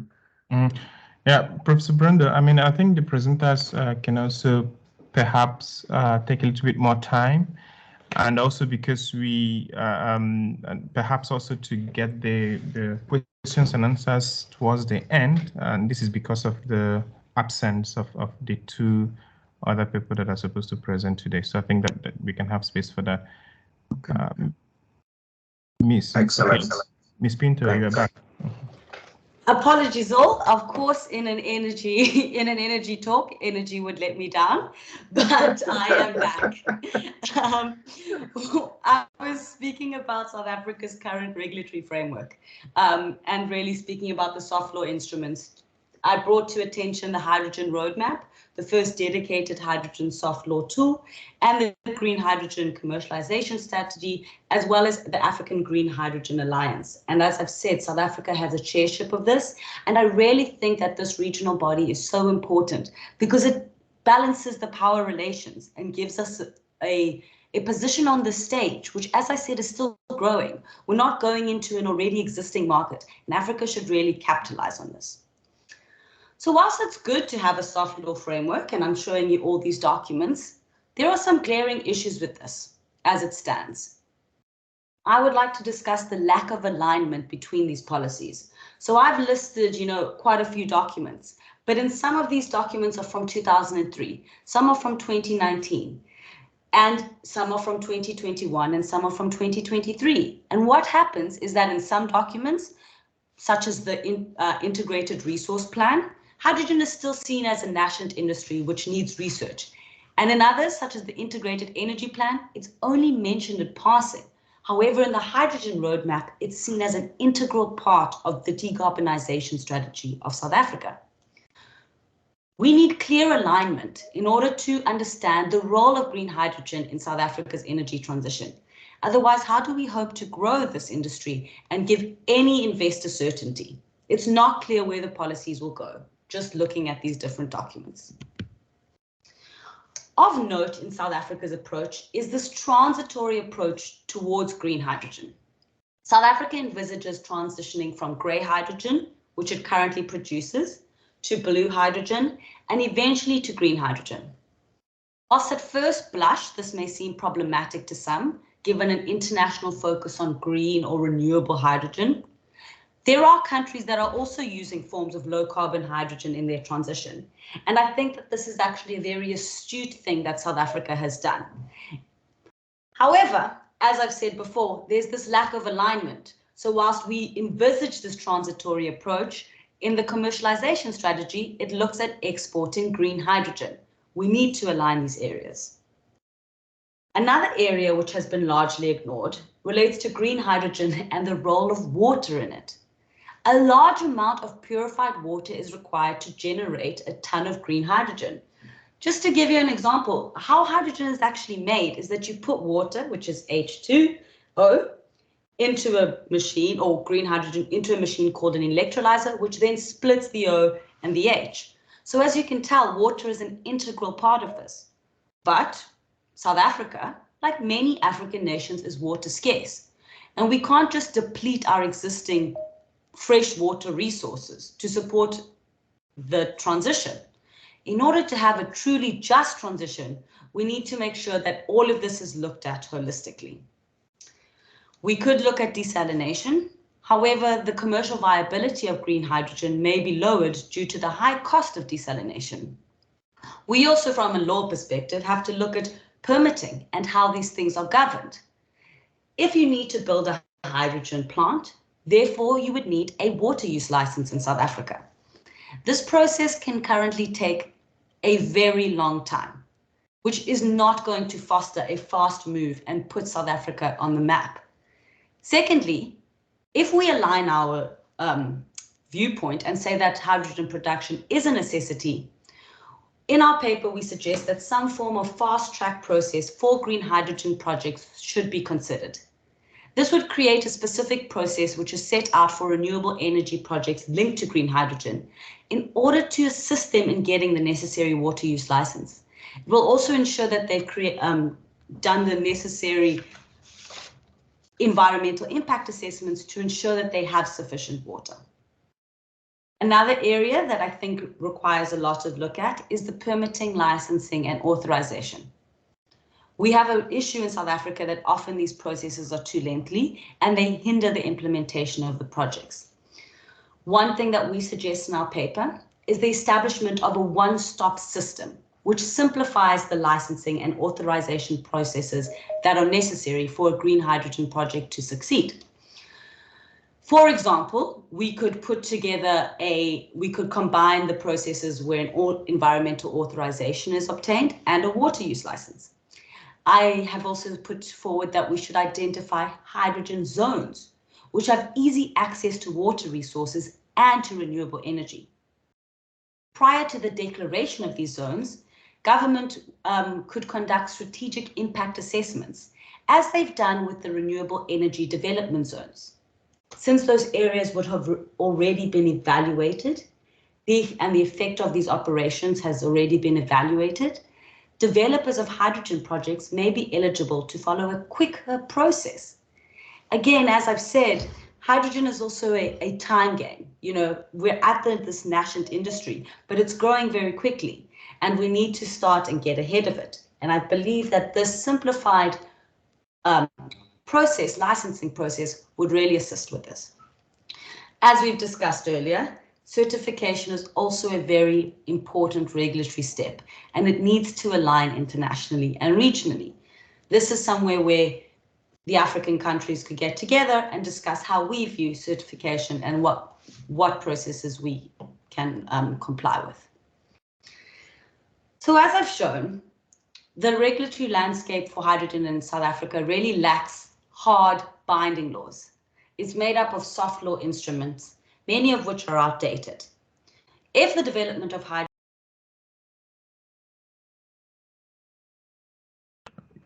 You are mistakenly muted, Jacqueline. You were muted. Can you unmute yourself? Perfect. So as can be seen from the above, the regulatory landscape for hydrogen in South Africa lacks hard and binding laws. It instead consists of soft law instruments, many of which are outdated. If the development of hydrogen is to be a focus area for South Africa, documents such as the IRP and the Integrated Energy Plan need to be updated to make room for hydrogen to play its role in the country's energy system. We no longer need mere passing statements as to its possibilities. We need to create hard law which will actually shape our regulatory regime. Furthermore, South Africa should leverage its chairship of the AGHA to create uniform standards across African nations, going some way in assisting with power imbalances between African exporting and importing countries, as well as assisting to promote competitiveness. As I've shown, there are various other regulatory gaps, but I believe that there still exists a very strong opportunity to create a legal framework which ensures a just transition whilst developing the African nation's economy. So when we speak about a future regulatory framework, I just wanted to draw your attention to a document released by the Hydrogen Council in November 2021. They've given 6 basic pillars for an effective policy design for clean green hydrogen. These pillars should be taken into consideration by African nations when creating their national hydrogen policies and their regulatory frameworks. I won't be discussing all of the principles, but I will discuss 3 in particular. The first is that countries should leverage their local strengths in policy design and complement this with cross-border cooperation and trade. For example, what could a local strength be? If a country has existing gas infrastructure and that knowledge in the gas industry, they are at an advantage. They could repurpose this infrastructure and use this skill set for the hydrogen economy. The second guiding principle is the creation of certainty for investors. Governments can give investors certainty by passing hard laws with precise language that lowers risks and ambiguity for their businesses. The clarity of the applicable legislation to mitigate policy risks is one of the most crucial variables that affect investors' choices in any economic sector. South Africa has had some troubles in its mining sectors related to investor certainty, and to avoid these pitfalls, investors will want to see a coherent regulatory framework for hydrogen in place. This will include ensuring that practical processes are also able to happen without delay. The framework should include financial, environmental, permitting, planning, health and safety, and should also include updating our energy plans so that there is coherence and they speak to one another. I've already spoken to you on the importance of adopting a harmonized certification scheme, which is number 5 on the slide. So I'll speak to the final guiding principle. This is about societal values. Countries benefit from taking into account the complete spectrum of societal repercussions and the advantages that can be unleashed through the growth of the hydrogen economy. The commercialization strategy envisages that the development of technical safety standards for hydrogen and the hydrogen industry should be given special consideration and priority, with initial focus likely on interactions with the gas network and important gas industry stakeholders. However, it has a view that technical standards can be built into the law and policy as we progress. This is one of the things that will not factor in societal values because we need health and safety and technical standards to be prioritized and created before regulatory responses are formed. This is an example of how we should be factoring societal values. Another is, as I spoke about, water. We should be looking at how are we going to make the use of water just. We need to, however, balance this in a way that doesn't affect investor confidence. And therefore, it is recommended that formal standards are adopted so that there is clarity.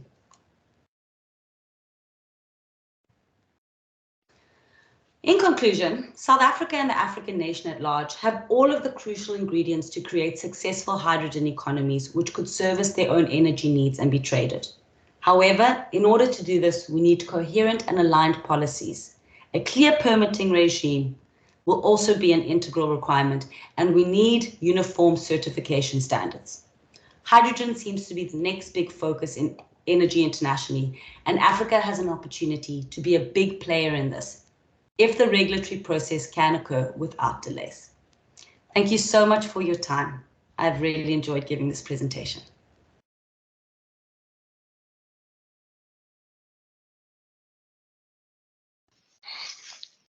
Yes, thank you. I think it's a wonderful presentation from Pinto. And I think we still expect other presenters to join us. In the meantime, I think, I don't know, maybe Chiguze, do we have any other presenter? No, from no, the we do not have other presenters right now. So I think what would be necessary is to go into question and answer with the with the presenters that have just presented right now, so that we are able to finish up soon in a few minutes and then go to the next one. Thank you. Okay, good. Okay, thank you. So do we have questions from the audience? So we've had 2 fantastic presentations. The first one was from Miriam Tijani Saleh, Hydrogen in Africa, Navigating the Continent's Unique Energy Transition Landscape and Unsustainable Energy Supply Backbone. And the other one from Jacqueline Pinto is Regulating Green and Low Carbon Hydrogen in Africa, the case study of South Africa. So we've heard a lot from them, and it's important we are able to ask them questions. They are here, so you can use the raise hand button to show interest in signifying to ask questions, or you can put your question in the chat. Okay, we have one from, yes, Inze Thomas Abo. Go ahead, please.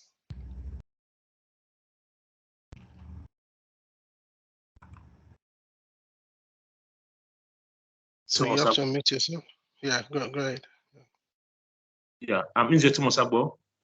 I'm a student of the University of Port Harcourt, studying energy access and renewable energy technology in the institution in Nigeria.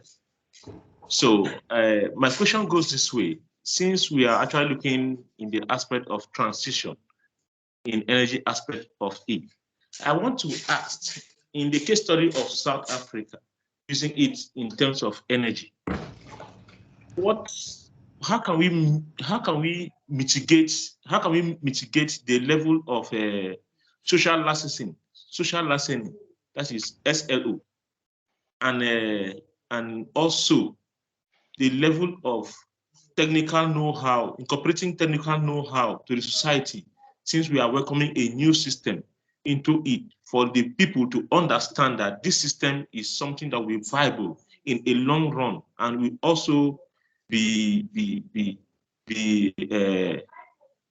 how will I put it, will be also welcoming and sustainable in the level of the SDG goals to humanity, not just for now, but in the future to come. So how can we incorporate this in totality to make the people more aware? Because since Africa is a developing nation, so such things need to come into play for the people to be aware and welcome it. Thank you. Okay, thank you. Okay. So yeah, Pinto, over to you. Yeah, thank you so much for that question. I think that's a very important part of it. And I think that's why you'll recall on that slide I spoke about factoring in societal values. And that's, of course, we need to educate people. Education is always key. We've got an energy crisis at the moment, and I think one of the things that will assist in educating people in South Africa is having a strong regulatory regime, is having those laws, and is going to people and explaining to them the importance of this transition. However, as I said, these societal values are important because you need to know what people care about. You know, people care about having energy in their home. People care about heat. People also care about affordable energy. People also care about being able to have drinking water. And I think these are the important things that we need to get the message out there. The only way to get the message out there is to educate people. It's to have all of our policies aligned so that when people do Google something, or people look at information, or people look at a flyer, they don't have opposing information on the very next document. But these societal values are important. It's important to tell people these in a way that it reflects what they care about.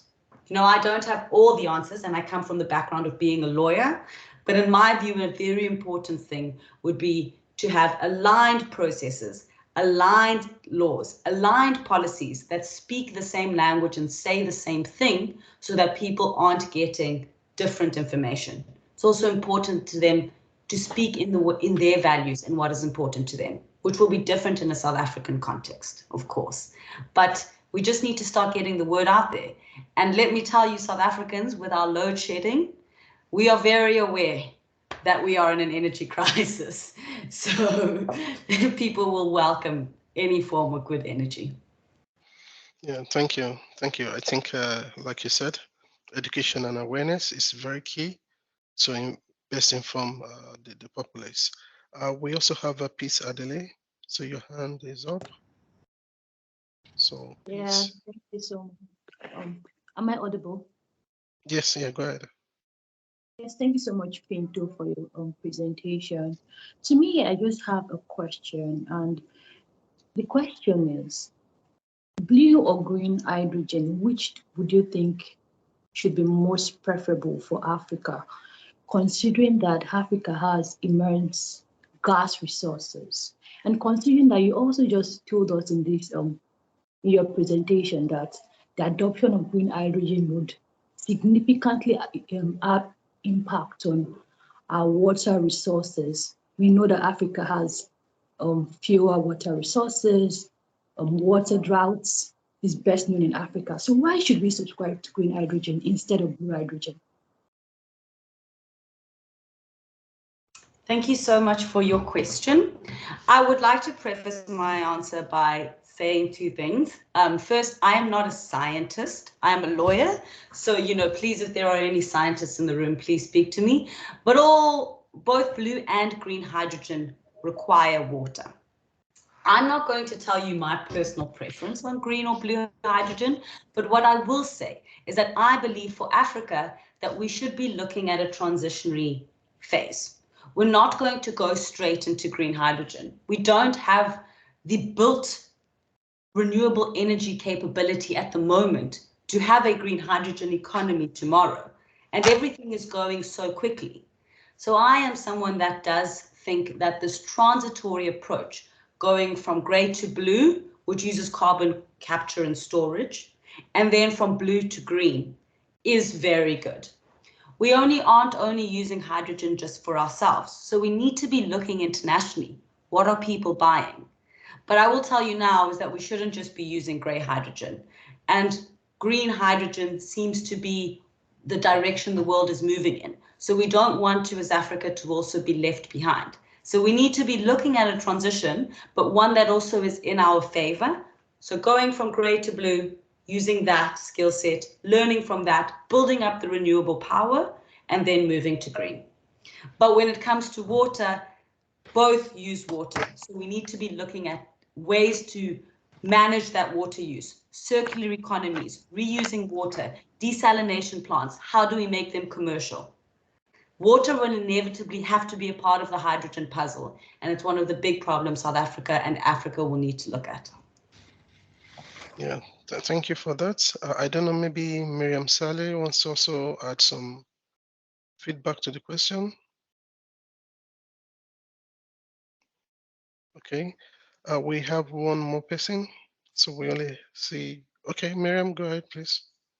Sorry, I am moving right now, so excuse any noise.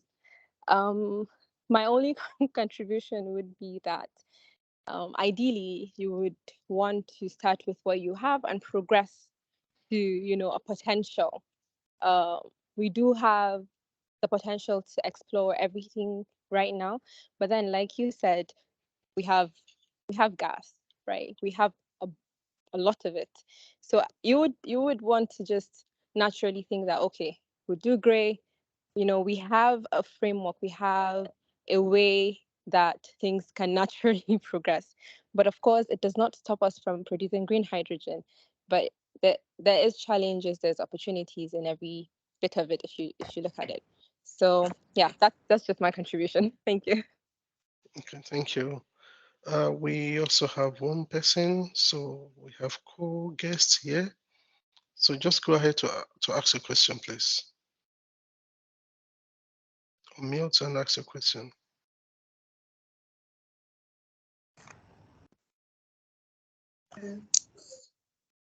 Hello. Hello. Yeah. Yeah, this is Collins from Kenya. Now, I thank for Jackie for the good presentation. Hello.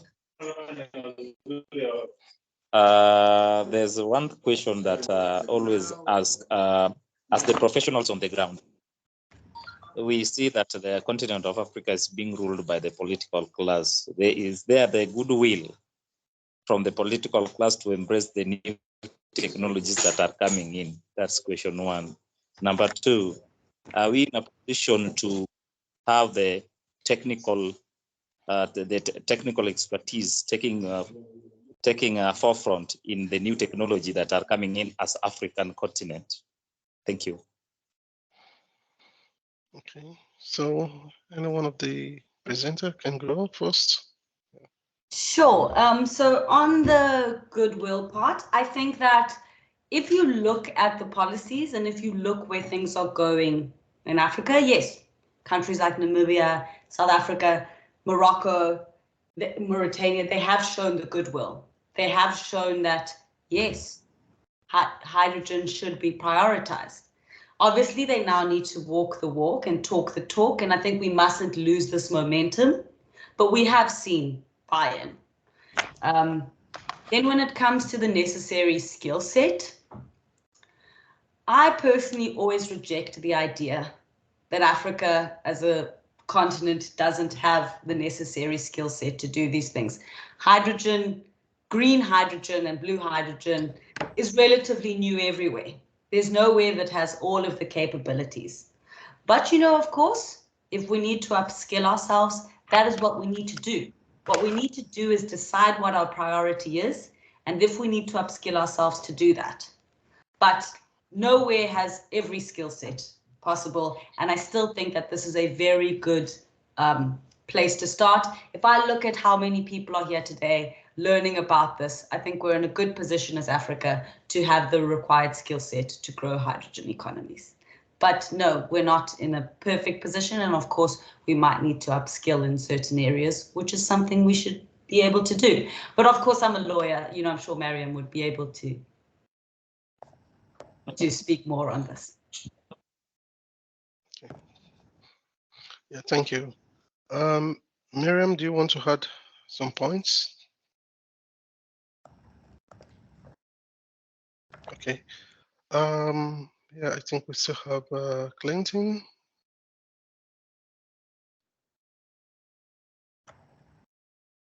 Okay. Yes. Am I audible enough? Yes, you're audible. Please go ahead. Okay. Yes. Good day, everyone. Clinton, I'm calling from Port Harcourt, Nigeria. Thank you, Jacqueline, for the wonderful presentation and everyone today. I mean, this is a very important topic today. I really said I was going to, join the conversation.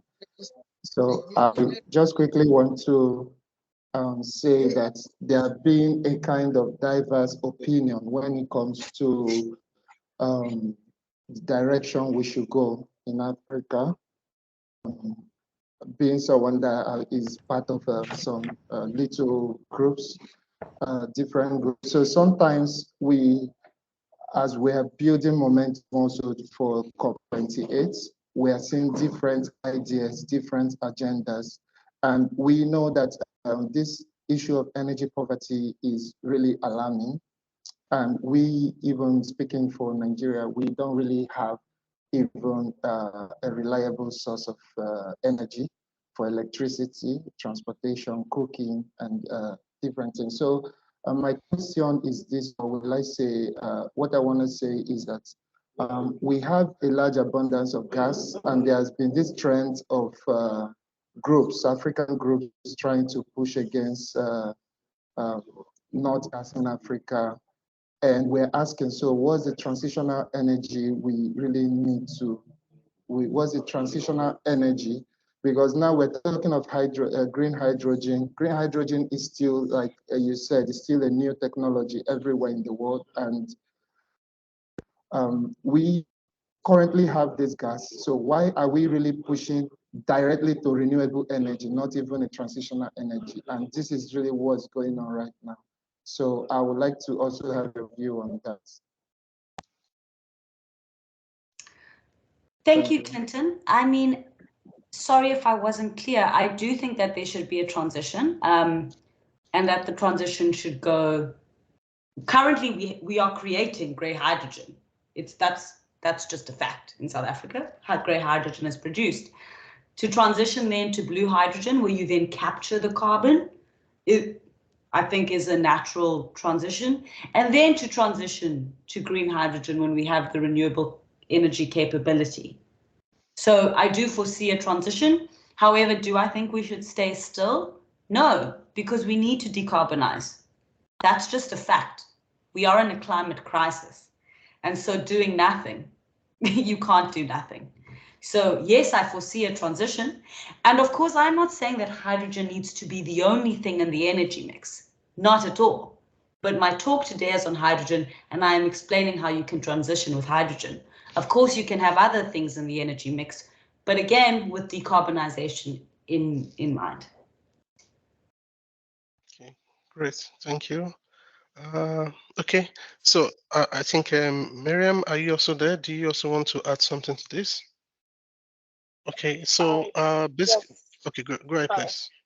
Sorry for the background noise. So certainly, I think I would just like to raise that the point of us taking charge of what our energy transition is going to be like. We are in control, and we should certainly be in control of what our energy transition is going to be like.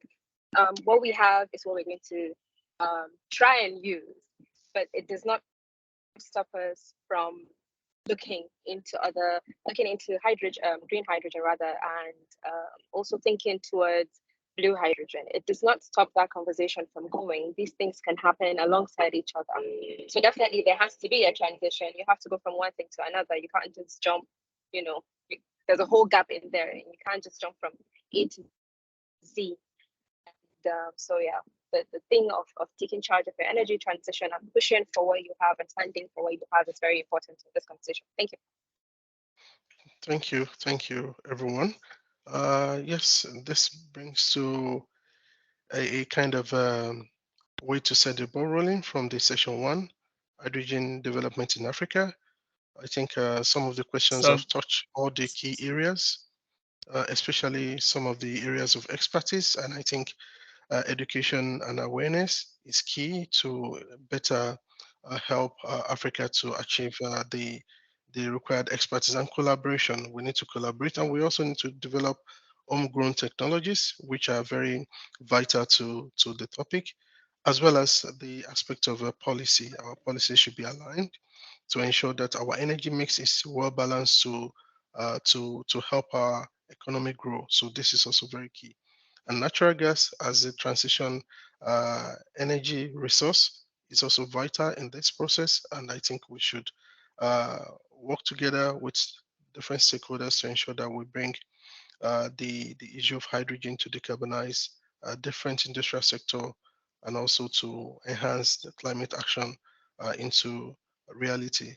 So I think we have okay, so Tony, do you want to say something? Yes, we do have questions in the chat box. If okay. Maybe Chigozie will read it out for them, please. So let's see. Oh, okay, good. So okay. Yeah, can you go ahead and read it, Ibrahim? Yes, I think I'll start from the last one. So okay. What is the target of hydrogen policy in Africa? Our policies just focusing on extracting or producing hydrogen and again exporting to imports and products. So this is one question. So can somebody do that quick? Miriam, Pinto. Well, just the policies look at both domestic production. Well, I'm not going to generally speak about Africa. Africa is not this homogeneous country, but generally, if I can make a generalization, policies are looking at both domestic use and also very importantly at export. Less or so at import, more, but different countries vary. So South Africa, for example, is looking at domestic use for our own energy crisis, and then also at exporting it to other nations. Okay, good. Thank you. We also have from Billy. Do you think knowledge sharing excellence centers needed for Africa countries, hydrogen technology policy and regulation? So do you think a knowledge center is important for this or something like that? Definitely. I think research and development is incredibly important.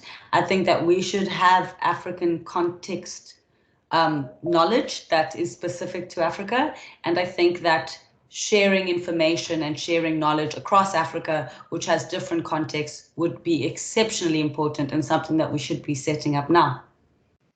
Okay, good. Okay, we also have one more from Alfred here. In the context of certification for hydrogen, should certification be global or regional? If global, how should local scenarios be considered in discussing hydrogen certification? That seems to be really important. So certification is a very important topic. I'm actually part of a doctoral network, an EU-funded doctoral network, and one person's PhD is specifically on certification. So you can tell that there's a lot to be said about that. People have differing views. Should they be mandatory? Should they be voluntary? I think what you need to look at is, as a country, what is your aim for green hydrogen? Are you looking to export it? And if so, to who? If you're looking to export it, then you'll need to align it. It would be wonderful if we had one uniform hydrogen certification process that was the same in every country in the world. But that doesn't seem to be where we've moved along to. So as I say, it will be important for each country to look at, what are their plans, where will they be exporting to, and how to align that. But yes, in a perfect world, I would love it if there was one uniform system across the world. Okay, that didn't work only for some countries, you know. That was actually fair and just. Exactly. Okay, so we also have Dibela Alema. So can you just unmute and answer your question? I have 3 questions, but some of my questions are all about business. I don't think that's for this. Someone is raising up a hand here, or his hand. Alima or Alema. Okay. Okay, since I think we've been able to capture all the questions, I don't know, maybe we have more questions. So, but I think we round up because we can now go to the next session now. Yeah.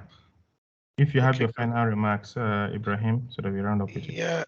Yes, I think it has been a wonderful time listening to a fantastic presentation from the 2 presenters.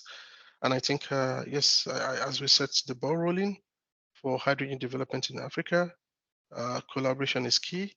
And let us all partner together to see how we can better position Africa, not to make Africa look like we are always for resource extraction. We should also be able to sit down on the table to work together to ensure that we decarbonize our energy intensive industrial sector, and also build the knowledge capacity amongst different stakeholders, and see how we can continue to engage one another in a peaceful manner. So thank you all, and I wish all the presenter all the best. Thank you. Thank you.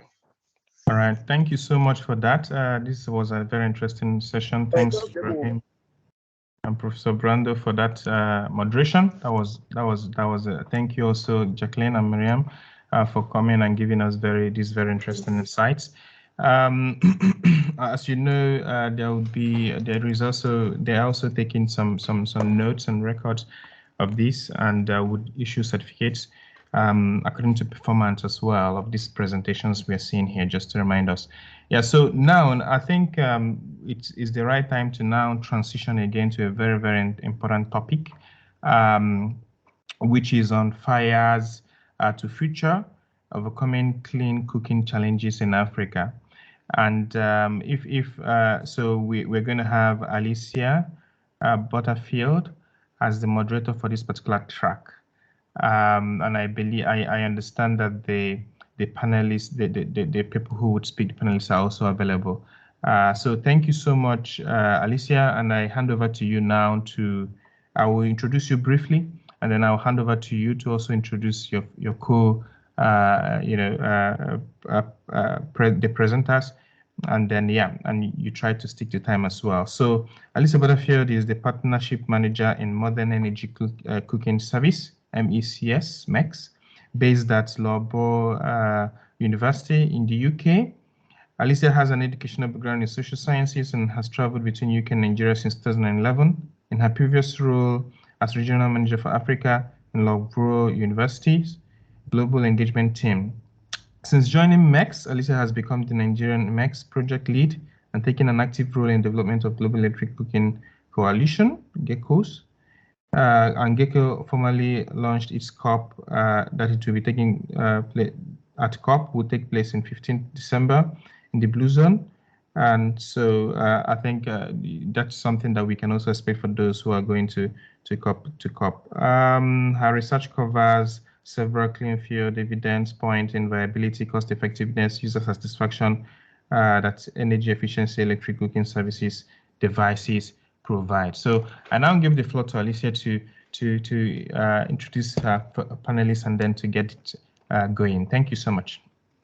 Thank you. Thank you so much for the introduction, and a very good effort on pronouncing Loughborough University, which is not a very friendly word coming from the UK, so thank you for that. So yes, we're based at Loughborough, and MECS is a research unit which is funded by FCDO and UK Aid. It's a £39 million research project looking specifically at clean energy cooking solutions. And I want to take the opportunity of thanking our partner Tavero for their opportunity provided here to have a platform to discuss clean cooking.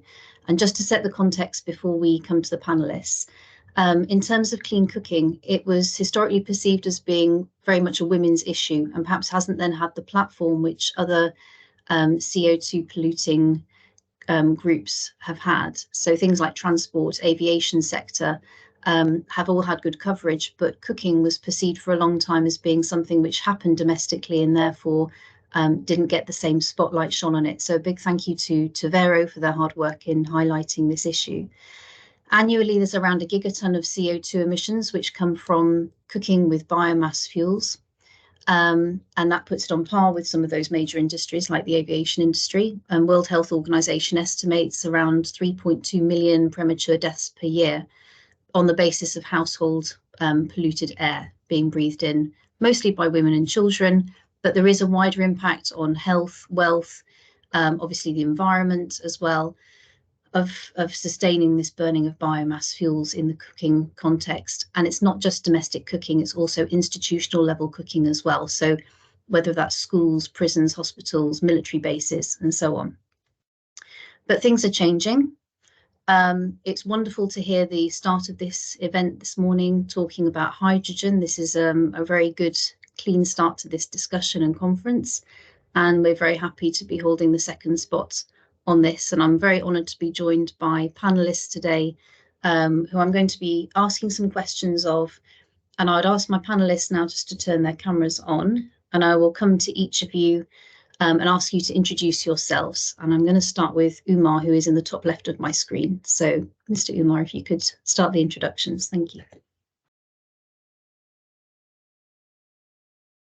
Thank you very much, Alicia. Good morning, good afternoon, everyone. Wherever you are. My name is Umar Mohammed. I lead the clean cooking portfolio at the Nigerian Energy Transition Office, Sustainable Energy for All. I am based in Abuja. I have spent the last decade in the energy and renewable space, having worked with SE for All as a clean cooking specialist, which is currently my role, with Selma Advisory as a clean cooking consultant. Also work with Abuja Electric Distribution Company, and Rural Electrification Agency as a renewable energy design and installation specialist. Thank you very much. Over to you, Alicia.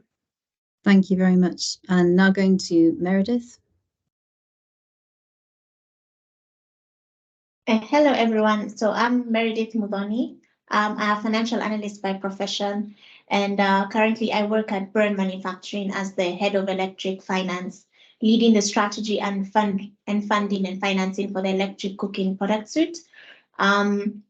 Really passionate and excited about talking about clean cooking, especially for Africa. I do believe this is the time for us to make that transition. We are well positioned to leapfrog and straight to go towards electric cooking, particularly. So happy to share my thoughts and meet everyone else and share during the discussion. Thank you. And I just want it noted that Meredith was asked to join us at very late notice due to a prior engagement from the representative who was going to attend, the CEO of Burn. So thank you, Meredith, for stepping in. We appreciate it. Princess, if I may go to you. Okay. Hi, everyone. My name is Princess Odiaka, the founder of Trifinity Intelligence Consult Limited. We actually promote clean cook stoves across Nigeria.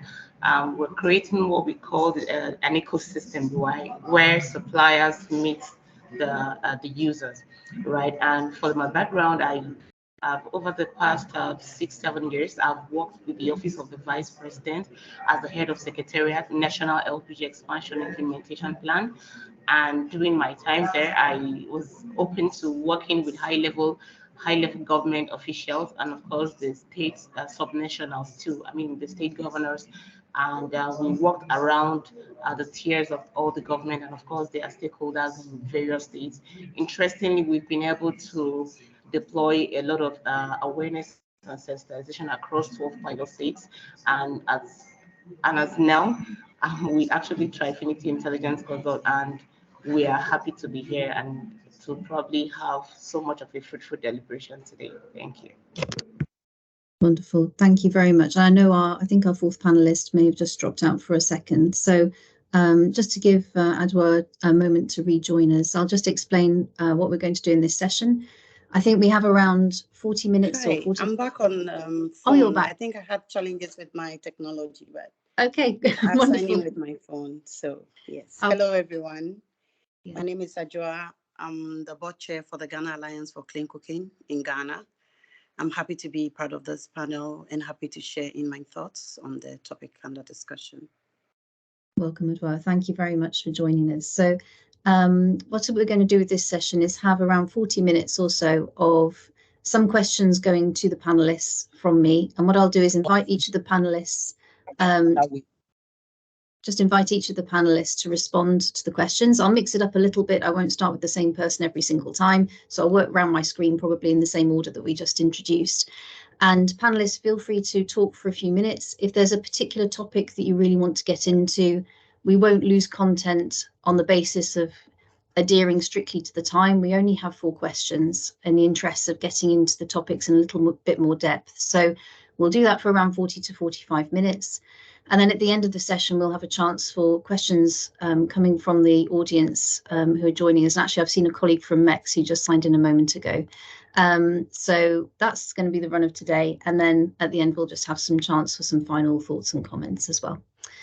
So if I'm going to start with my first question, and it will go in the same run that we just had. So it will start with Umar, then Meredith, then Princess, then Adwa. In terms of the biggest changes that you've seen in Nigeria within the last, let's say, 2 years or so, and I'm focusing on Nigeria as awareness that a lot of the audience members here today are joining us from the West African region, hosted by University Port Harcourt and so on. So Umar, if I can come to you first, what are the biggest changes that you think you've seen in the last couple of years happening in Nigeria in relation to clean cooking? Thank you very much, Alicia. So in terms of changes, what Nigeria has done is take clean cooking more seriously. So firstly, I'm going to divide this into 2 parts. So on the supply side of things, Nigeria has done a lot in making sure that the policy documents, the Nigerian clean cooking policy documents, has been drafted, has been validated as well, and is currently sitting in the office of the Minister of Environment. And Nigeria has also put in a lot of effort in advocating and spreading awareness for clean cooking. The Energy Transition Office works closely with the Office of the Vice President, and they've been able to go into some communities, some villages, to speak to women, children, the people that really this clean cooking really affects, speak to them, hear from them, get feedback from them, and learn from them to be able to, replicate this into other communities. So in terms of demand as well, out of everything that has been generated, including the stakeholder engagements as well, it was important to create that environment where you will be able to absorb all of these things. So in terms of projects that are coming up in Nigeria, Lagos State has shown interest. They have approached SE4O to help them design a clean cooking strategy for Lagos State. So this clean cooking strategy is going to encompass a lot of things. So it will include establishing a baseline data, ramping up efforts on advocacy and awareness, also creating the policy and strategy, identify what is currently working in Lagos State in terms of the policy documents and the related policies in clean cooking, and making adjustments, fine-tuning it. And lastly, creating that clean cooking program that would actually create the tangible project, what you can actually see. We've been talking about clean cooking a lot, but what are the projects that you can put in place in terms of all of the fuel technologies that are available? So yes, thank you very much. Wonderful, thank you. And I think your CEO recently met the Vice President, is that right, as well, Umar? Yes. Yeah. She did, yes. Yeah, so I think that there's movement there in terms of that level of high energy access discussion and how high up it's going as well. So thank you, that's helpful overview. Yeah, absolutely. If I could just add a bit more to that on the recent meeting with the Vice President. The Vice President has always been he's very passionate about clean cooking. He always wants to know what the next steps are. You know, what can we do to improve lives? So in Nigeria as well, while we are trying to disseminate clean cook stoves and clean fuel technologies across the country, we're also trying to address tackle two main problems, which is the energy poverty, that's one, and secondly is first is the energy poverty, and I'm sorry, can't remember the second one, but there are two main. I'll get back to you when I remember it. It's okay.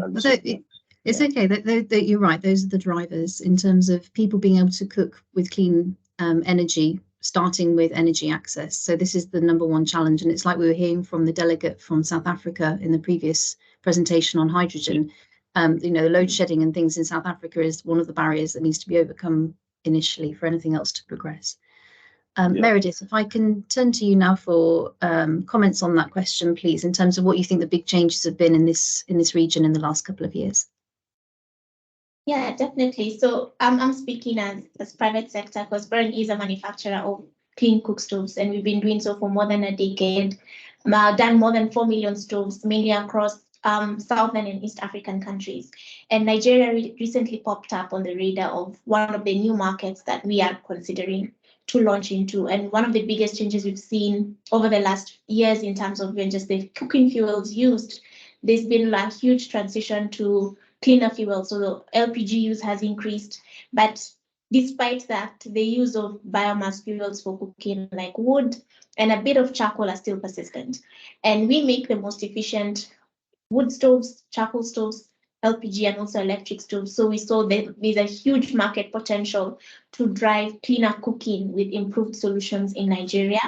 So one change that we did make, as we're seeing how the market is also shifting policy-wise as well, was to actually establish a factory in Kano that recently opened up this quarter of the year. And previously, I mean, we would ship units from our facilities in Kenya to Nigeria, but with the treaties that we are seeing within the ECOWAS region, it has made it so much more friendly for us to operate within Nigeria to distribute to also all the other West African countries and serve that market much better. So we've opened up a factory. Before, what we've done in the past is about 250,000 units of stoves, but now with that in place, our goals and targets is to reach more than 1 million within a year in terms of making sure that clean cooking solutions are available for the market segment. Yeah. Wow, that's fantastic. Thank you very much, Mary. That would be, so this time next year when we have another conference like this, we'll be able to say what's been the big change last year, and you'll be able to say a million units output. Wonderful. Princess, if I can come to you and ask you about what you think of the changes in the last couple of years that have been happening in Nigeria. Yeah, so back in 2017, or rather 2015, I recall, specifically the consumption of cooking gas was about 750 metric tons. But as I speak, and it's about 1.2 metric tons. So it means that the private sector is actually self-driven. Yeah, it's true that the government at some point around 2017 had to bring on board the National LPG Expansion and Implementation Plan, which was targeted to support the private sector conversation in driving that clean cooking. Again, we see that in the 2050 pathways, which was launched last week, and I had the opportunity of seconding that document. You find out that clean cooking was very much captured. And again, when I was also opportune to be a volunteer data analyst for the National Development Plan 2021 to 2025, the whole lot of conversations were around that same clean cooking, meaning that clean cooking is actually gaining so much traction in policy documents, strategic documents. And again, the Energy Compact, I was also privy to be hands-on the Energy Compact and the Energy Transition Plan. There was a lot of clean cooking elements embedded there, and it also speaks to the government's commitment to delivering their NDC promise. Then again, So around about what we do in Trifinity, let me just give you an example. And of course, other of my colleagues in the private sector have started gaining traction in that. There's a kind of a marriage between the circular economy and clean cooking. You find out, if you look at places where we say, okay, there is waste to wealth, and now they are now turning the waste to wealth to waste to cook. So people are able to, I mean, the rural communities, or should I say the low income earners, are able to turn their waste into accessing finance to be able to fund their clean cooking. I mean, it's a total adoption from the household. So when you ask me, is there a conversation? Is there an awareness? Are there communications going around? Yes, people are actually taking up that adoption process of various clean cooking methods. And probably I will say this finally, stimulating that household income has actually helped stimulate the purchasing power of even the low income earners. Now they can look around themselves. I mean, I have my own pilots, my beachhead where we do such a pilot, and I see people testifying. I see women so excited that, oh, they can as well pay for their cooking technologies. And I think I also want to mention this. A lot of traction is gaining now. A lot of traction on technology is actually the end thing for the clean cooking sector. So you find out that there is artificial intelligence, Internet of Things being embedded in probably the LPG cylinders and all that. We can now track the usage, track the consumption, track history, track data and all that. And of course, turn it to what do you call these carbon credits, you know, like a kind of database you're going to use to assess carbon credits. So a whole lot of conversation has really turned clean cooking industry into something very tangible that can actually tell not only on the household economy, but also at the national level. Yeah. I think I'll stop for now here. That's wonderful. Thank you. Yeah, and you're absolutely right, Princess. And that is why, I mean, part of the things like the metered methodology, which is one of the MEX publications, and that type of output is now being picked up. And I think once that recognition is there in terms of the financing benefits, that suddenly then puts clean cooking and electric cooking in particular on the map in a way that it hasn't been perhaps up until now. So really helpful contribution. Thank you. Adwa, thank you for joining us on your phone. This is resourceful transition onto a different medium, so thank you. I know you're sort of regional rather than Nigeria based. I think that's correct. So you're Ghana based, is that right? Yes, I'm based in Ghana. Yeah. So may I ask for your thoughts on the changes in the last couple of years, but we'll widen it up, not just Nigeria, perhaps to West Africa. So it's a little bit broader for you. So please give us your thoughts. Okay, so hello everyone again. The last couple of years has seen a lot of changes, positive changes in terms of clean cooking, especially across sub-Saharan Africa and I think in other parts of Africa as well. The Ghana Alliance belongs to a network of other alliances, with the Clean Cooking Alliance based in Washington, leading a lot of our programs or initiatives. The Clean Cooking Alliance has had a lot of programs across Africa in trying to bring a lot more education and awareness to the people of Africa. There's been a lot of support for manufacturers and other programs like startup programs, venture capital programs that is helping to shape the face of clean cooking in Africa. In Ghana, for example, we've seen a lot of changes, especially with successive governments. Each government that has come in has had a lot of interest in clean cooking in Ghana because mainly because the role clean cooking plays in helping our country to achieve our SDG goals. For example, we've had in the past, there were no policies that were actually addressing clean energy issues in Ghana. But with support from government, we now have a clean energy specific policy that is still with cabinet that is awaiting approval. The government of Ghana has also been very tremendous in supporting civil society organizations and the Alliance and other members in integrating clean cooking and education into the basic education curriculum as of 3 years ago. And as I speak with you now, it is examinable, it is in schools. And so each cohort of students that are churned out already educated or informed about making the right choices when it comes to cleaner fuel or energy choices. There's the LPG programs that Ghana has also been doing, and cylinder recirculation model, which is taking one of the main issues of access, which is costs from individuals or end users. So you don't own your cylinder, you use it at the end of the month. When it's finished, you exchange it for a new one. So it somehow takes care of the initial cost, which is always a problem for most people adopting clean cooking. There's so much more to share, but I'll just pause here for the conversations to progress. Sure, yeah, it's a big topic, but don't worry, hopefully we'll get to some of the barriers, some of the ways we can mitigate those barriers as well. So it's good. Thank you very much. Next question, I'm going to start with Meredith on this round, and it's a question around what you're working on at the moment, or what have you done so far. So you mentioned the 1 million unit output sort of ambition, but what other projects might there be coming from Bern, or what other products are there coming from Bern that this sort of region and market might expect to see? Thank you. Yeah, so as mentioned, we recently launched a manufacturing facility in Nigeria. So right now, what we're doing is mainly assembly of kits. So we make the kits in Kenya, ship them to Nigeria, and assemble the stoves there. Though the plan is long term to make that into a full manufacturing outfit. And our plans for the market are across all cook stoves, because we do see they serve different needs according to where the market segment is at. So for places where people still rely on collected firewood as a source of cooking fuel, we would provide the most efficient wood stove.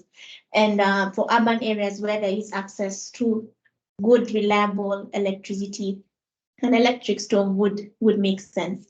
And as mentioned by Princess, even the technologies have improved. We do have our electric stoves are IoT enabled and smart metered. So we're able to track the usage on how much people are spending on cooking with electricity. The main challenge, I would say, maybe just leapfrogging into maybe the next conversation, would be around having reliable grid. But there's lots that could be done in terms of maybe infrastructure, or even exploring how the mini grid setups already existing within the market segment can be tapped into for that. So our plan is to go full blown with the entire product suite of wood, charcoal, electric, and LPG, just to make sure that we're serving the entire market with what they really need and what is most accessible for them at that time. Wonderful, thank you very much. Okay, Princess, I'll come to you next with the same question. So what are you currently working on? What projects are you excited about? And what have you done so far? Any of those sort of topics, please. Okay, so I think when you say what I'm excited about, it's what I've done in the office of the Vice President over 7 years, stimulating this awareness. So let me come back to the issue of the hem of government, right? Interestingly, when we started this campaign, we didn't know that some of these government officials are not really, they don't even understand the clean cooking. But these women eat, right? But they don't even understand how this thing works. And so when we started the awareness campaign with them first, I tell you, it brought about a strong change. And today, a lot of governments, subnationals, are now adopting 1 or 2 clean cooking policies or elements into their own system, right? And not only that, it's now becoming a thing of an empowerment. Is becoming a strong program in the subnationals. People are benefiting from it. And guess what? Let me also mention that I was recently, by October, I was appointed the Vice Chair LPG for the Nigerian Alliance for Clean Cooking. And one of the conversations we are having today as we speak is even the issue of aligning the people with disabilities in manufacturing these tools, right? So we are talking to developers. In as much as we are developing, there must be an alignment. So it's energy access for all and not for some people. And so that conversation is happening, right? And again, just as I say, now I'm the founder of Trifinity. As I speak, we've been able to register about 200 and something women, 200 plus women in the waste to wealth. And now we are pushing them to waste to cooking, right? So they can trash to cook, right? And again, back to, this is literally this is literally becoming a strong force that people not only tell others, it's something very easy to tell people that, see, you can get this waste, you can use it as your money and you cook well. So that conversation is happening, but not just for LPG truly. It's also happening for the efficient cook stoves. It's happening all around. People are now becoming so much aware, even businesses are now becoming so much aware that I need to live right. I need to have a strong livelihood. I need to have a good health. I need to push myself away from this smoke that has really tampered with my life, with my destiny and all that. And so when we have those, when we keep on giving out these sensitizations, people come back to us and say, how do we benefit? So there is a strong yearning for adoption by the grassroots. I think I'll hold on to that now. Wonderful, thank you. Okay, and then Adwa, are you seeing the same things as well, or is there something else that you're working on at the moment that you would like to share that complements the previous speakers? Well, currently Ghana is still working on a number of policies. Like I said in the past, we are working on our renewable energy program. We currently working with the World Bank to bring out a national policy for clean cooking in Ghana. But then at the same time, we are working with other donors to train artisans in country. We are deploying stoves across the regions. There's so much happening in Ghana that I would love to share in this discussions. But nothing different from what's already happening. Awareness is ongoing, although not at the level that would expect to happen, because I don't know about other countries, but COVID hasn't really helped much. It set us back a few years because a lot of businesses have had to suffer as a result of the lockdowns and what have you. So manufacturers are struggling to produce as much stoves as they were doing. People are unable to procure because a lot of people are also having financial issues now. So it all boils down to issues of assets and affordability, which we'll discuss later in this meeting. Yeah, there's plenty of challenges. There's plenty of ways to mitigate them as well, but we don't know which ones are the right ones yet. That seems to be one of the themes that I'm seeing coming through. Yeah, okay. And Umar, in terms of energy access, do you want to tell us a little bit about what SE4All are doing in this area? What are you excited for? Thanks, Alicia. So over the past couple of months, what we have done at SE4All Energy Transition Office is first, we had an advocacy campaign that, like I mentioned before, we had an advocacy campaign where we went to a community called Petty, and we spoke to the people in that community. The point was to, get data, so hear from them, get that feedback, and understand exactly what drives them to use the kind of fuels that they are using. What will compel them to make a switch. And this is very valuable because one thing that's really hard to find in Nigeria is data around clean cooking. So starting that by speaking to these people was the beginning of something that we plan to, do in other communities as well.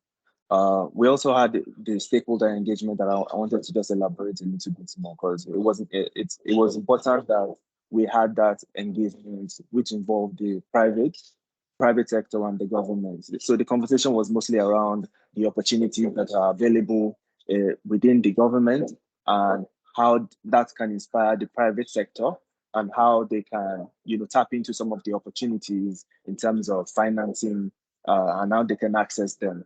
So this led to a creation of a clean cooking working group, which we had also 3 weeks after the engagement. So this was mainly done to narrow down some of the topics that we discussed and see how we can advance on some of the important discussions that came out of that stakeholder engagement. So on the policy side, what do we need to do to move the needle forward in terms of testing laboratories in Nigeria? That is one thing that we actually do. There's no clean cook stove testing laboratory in Nigeria. This is supposed to be within as a standard organization of Nigeria. So how do we move forward with that?